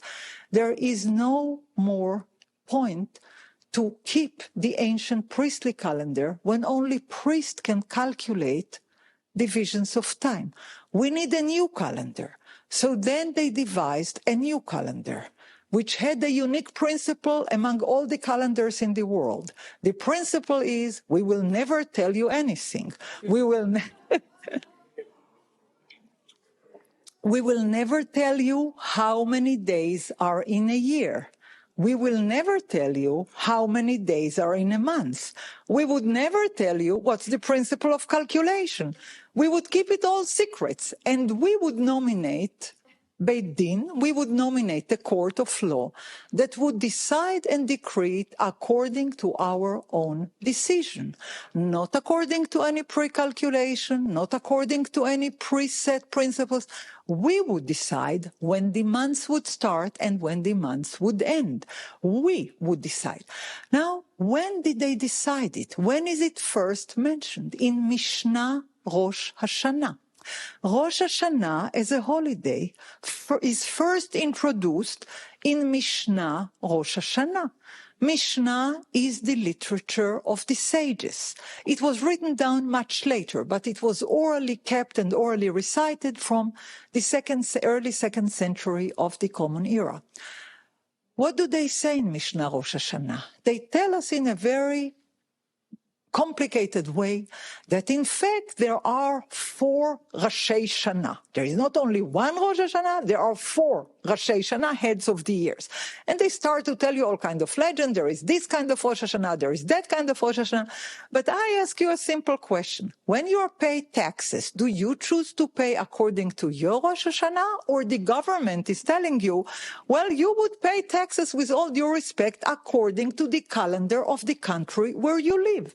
That exactly was the system with the Romans, with the Greeks, with the Egyptians, with the Persians.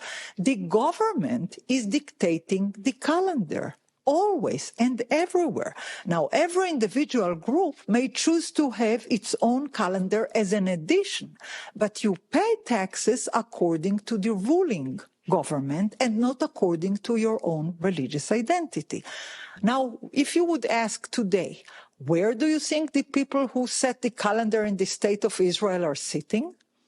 In which office would you suggest? Which one?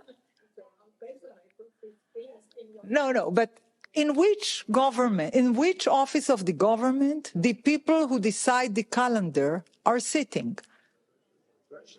No, not in the treasury, not in the office of religion, not in the education. No, they are sitting where they are expected to sit. In Misrad Rosh HaMemshala, in the office of the Prime Minister. Although, you may say the calendar today is a combination between the Greenwich time and the world Julian calendar and so on. Nevertheless, the calendar is dictated in the office of the Prime Minister. With all due respect, I don't know where the American calendar is being dictated or written, but it's presumably in something of that sort, in the President's office or something like that. But the point of the matter is that the new ruling group was the sages after the destruction of the temple. And they wanted to clarify in a very clear-cut way that time is no more a subject of priestly calculation, that time is no more part of the sacrificial hegemony order. Time is in human hands, and this is very clearly declared in the story of Mishnah Rosh Hashanah, in a story that many of you have heard or read about, the story where Rabban Gamliel is ordering Rabbi Yahushua to come to him in Yom Kippurim that is falling according to his, Rabbi Yoshua, calendar. How could that have happened? What was this story like? It goes like that. Rabban Gamliel, who is the representative of the new order, the order of the sages, is declaring the beginning of the new month, the 7th month. This is most important month because that's the month of Memorial Day and the month of Day of Atonement and the month of Sukkot. You need to calculate it very carefully. For 1,000 years, the 7th month always started on Wednesday. So the first of the 7 months, Memorial Day, would always be on Wednesday. Thus, Yom Kippurim, Day of Atonement, inevitably would always be on Friday. That's why it's called Shabbat Shabbaton. Always would be on Friday. Sukkot, which is in the middle of the month, would always be on Wednesday. Rabbi Yoshua, who was a Levi, wanted to help Rabban Gamliel to declare the month starting on Wednesday. But Rabban Gamliel had received a testimony on the new moon, which had caused him to err in his calculation. Rabbi Yoshua is trying to convince him that he should change his ruling. But Rabban Gamliel says to him, I don't want to hear what you have to say. It doesn't matter if you're right or wrong. I am the order now, and I would dictate when the month would start, even if I'm wrong. I would dictate it. Rabbi Yoshua is crying bitterly because he understands that that's the end of the priestly order. Rabban Gamliel is telling him, not only you would accept what I say, you would come to me in Yom Kippurim according to your own calendar, in the Day of Atonement according to your own calendar. You would come to me with your money and with your purse, with your cane, and you would do everything that you may not do in Yom Kippurim in order to show that it is not Yom Kippurim according to the old calendar, but it is Yom Kippurim according to the calendar that I dictate. Rabbi Yoshua is crying bitterly because he realized the consequences of that decision. This is the end of the old order. He's crying, and the student, Rabbi Akiva, is telling him a very important insight. He's telling him the following: let me offer you an interpretation on the key verse of the calendar. In the book of Leviticus, chapter 23, it is said, and I'll say it in Hebrew and then I'll translate it, Ele moadei Adonai mikra'ei kodesh asher tikreu otam bemoadam. Those are the holy days of the Lord, holy festivals in their appointed time that you should call according to their appointed time. Those are the holy days of the Lord. Now, Rabbi Akiva said, instead of saying, those are the holy time of the Lord that you should call in their appointed time, he said, you, even if you are mistaken, you, even if you are erring, you, even if you are deliberately mistaken, you would decree the time and not anybody else. Now, what does he do? For that, we need a tiny bit of Hebrew. In Hebrew, the verse is said, Ele moadei Adonai asher tikreu otam bemoadam. Otam means the holidays should be called in their appointed time. Rabbi Akiva reads it as atem. Ele moadei Adonai asher tikreu atem. Atem afilu shogegim, atem afilu mezidim, atem afilu toim, atem. Those are the holy time of the Lord that you should call. You should call them even if you err. You should call them even if you're deliberately making a mistake. You should call them even if you're just mistaking without intending. You. So this interpretation, which is offered in Mishnah Rosh Hashanah, in Bavli Rosh Hashanah, and in other versions, is the moment when the calendar has changed. This is the moment when the Jewish people had decided to invent a new order, when you start in the 7th month and not in the 1st month, when you cut the time according to the lunar calendar of observation and not according to the solar calendar of calculation, when humans, everyone, can give testimony and the court would rule according to a testimony about the time of the moon. Nothing in the Bible tells us that the moon should be taken into calculation. And in fact, in the ancient versions of Genesis that were found among the scrolls, it is said in the story of the creation of the luminaries, where in our tradition it is mentioned that the sun and the moon should be taken into consideration for declaring time. In the Dead Sea Scrolls, it is said that only the sun should be taken into consideration because it is a solar calendar. However, what do you need in time of a lunar calendar? Lunar calendar, basically, it's about 354 days. You miss quite a few days for a full solar year of 365 and a quarter. What do you need to do? You need to add an extra month. Shana me'uberet. To add an extra month. Is there any reference in the Bible for an extra month? Of course not. There was no extra month in the biblical order because the biblical order was a solar calendar order of 364 days. But the sages who had edited the Bible had erased every place where it was said explicitly that the year has 364 days. Now, they did not want to intervene in the biblical tradition. That was Holy Scriptures.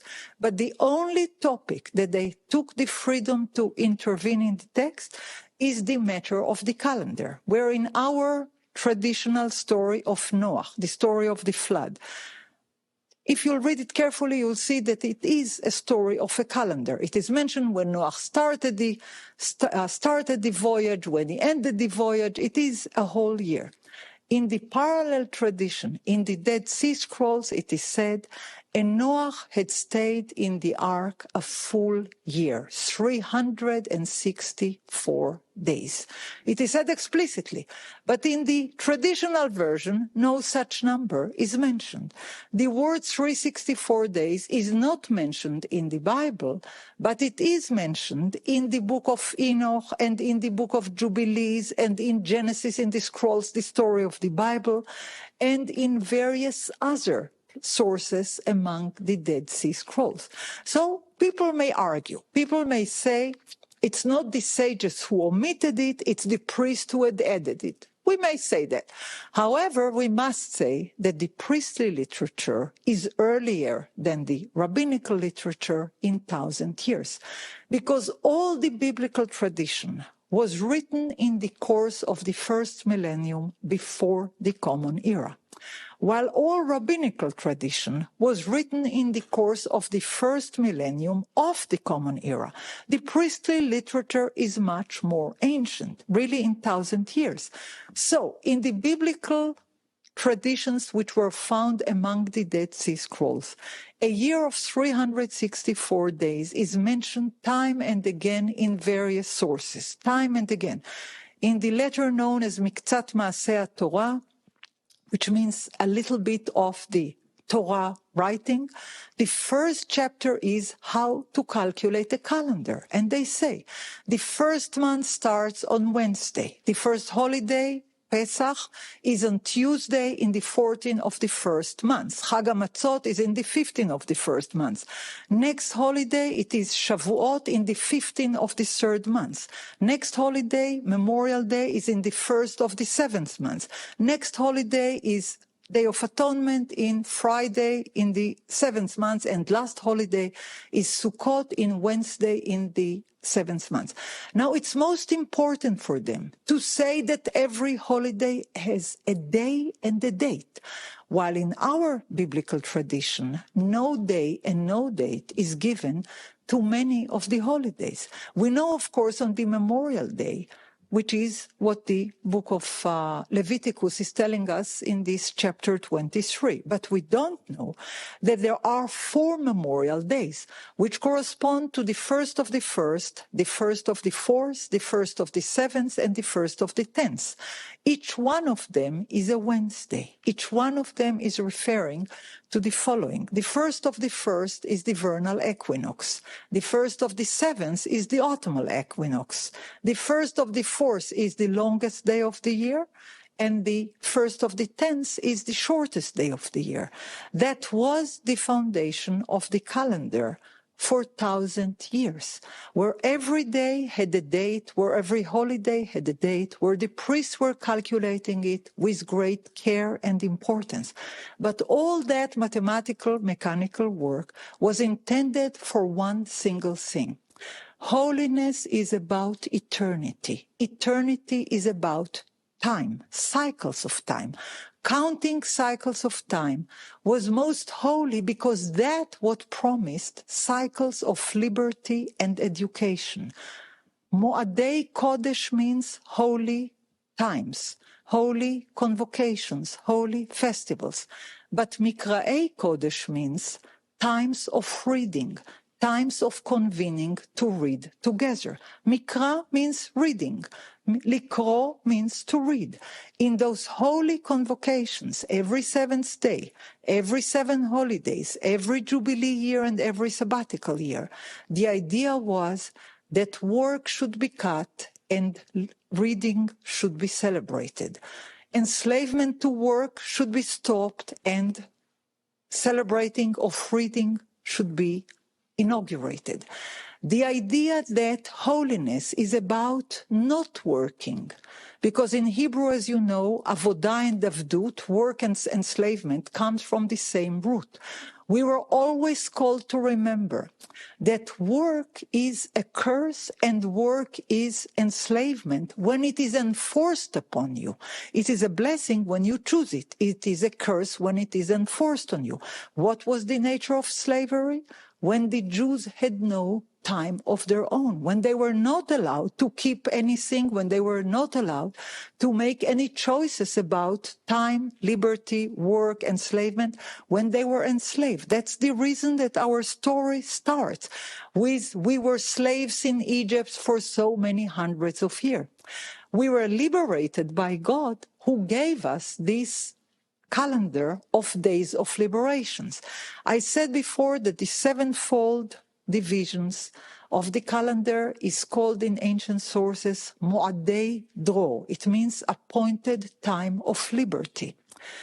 Keeping those appointed time of liberty every 7 days, every 7 holidays, every 7 months, every 7 years, and every 7 sevenths of years, that what had kept us as a nation from antiquity until today. That combination of cycles of free time, which are dedicated to scholarship and reading and teaching the whole entire community, that is the reason why we are still capable to read the sources of our forefathers and foremothers, and while other great nations are lost in oblivion. Think about it, and when next time somebody asks you what day is today, you'll ask according which calendar. Thank you very much.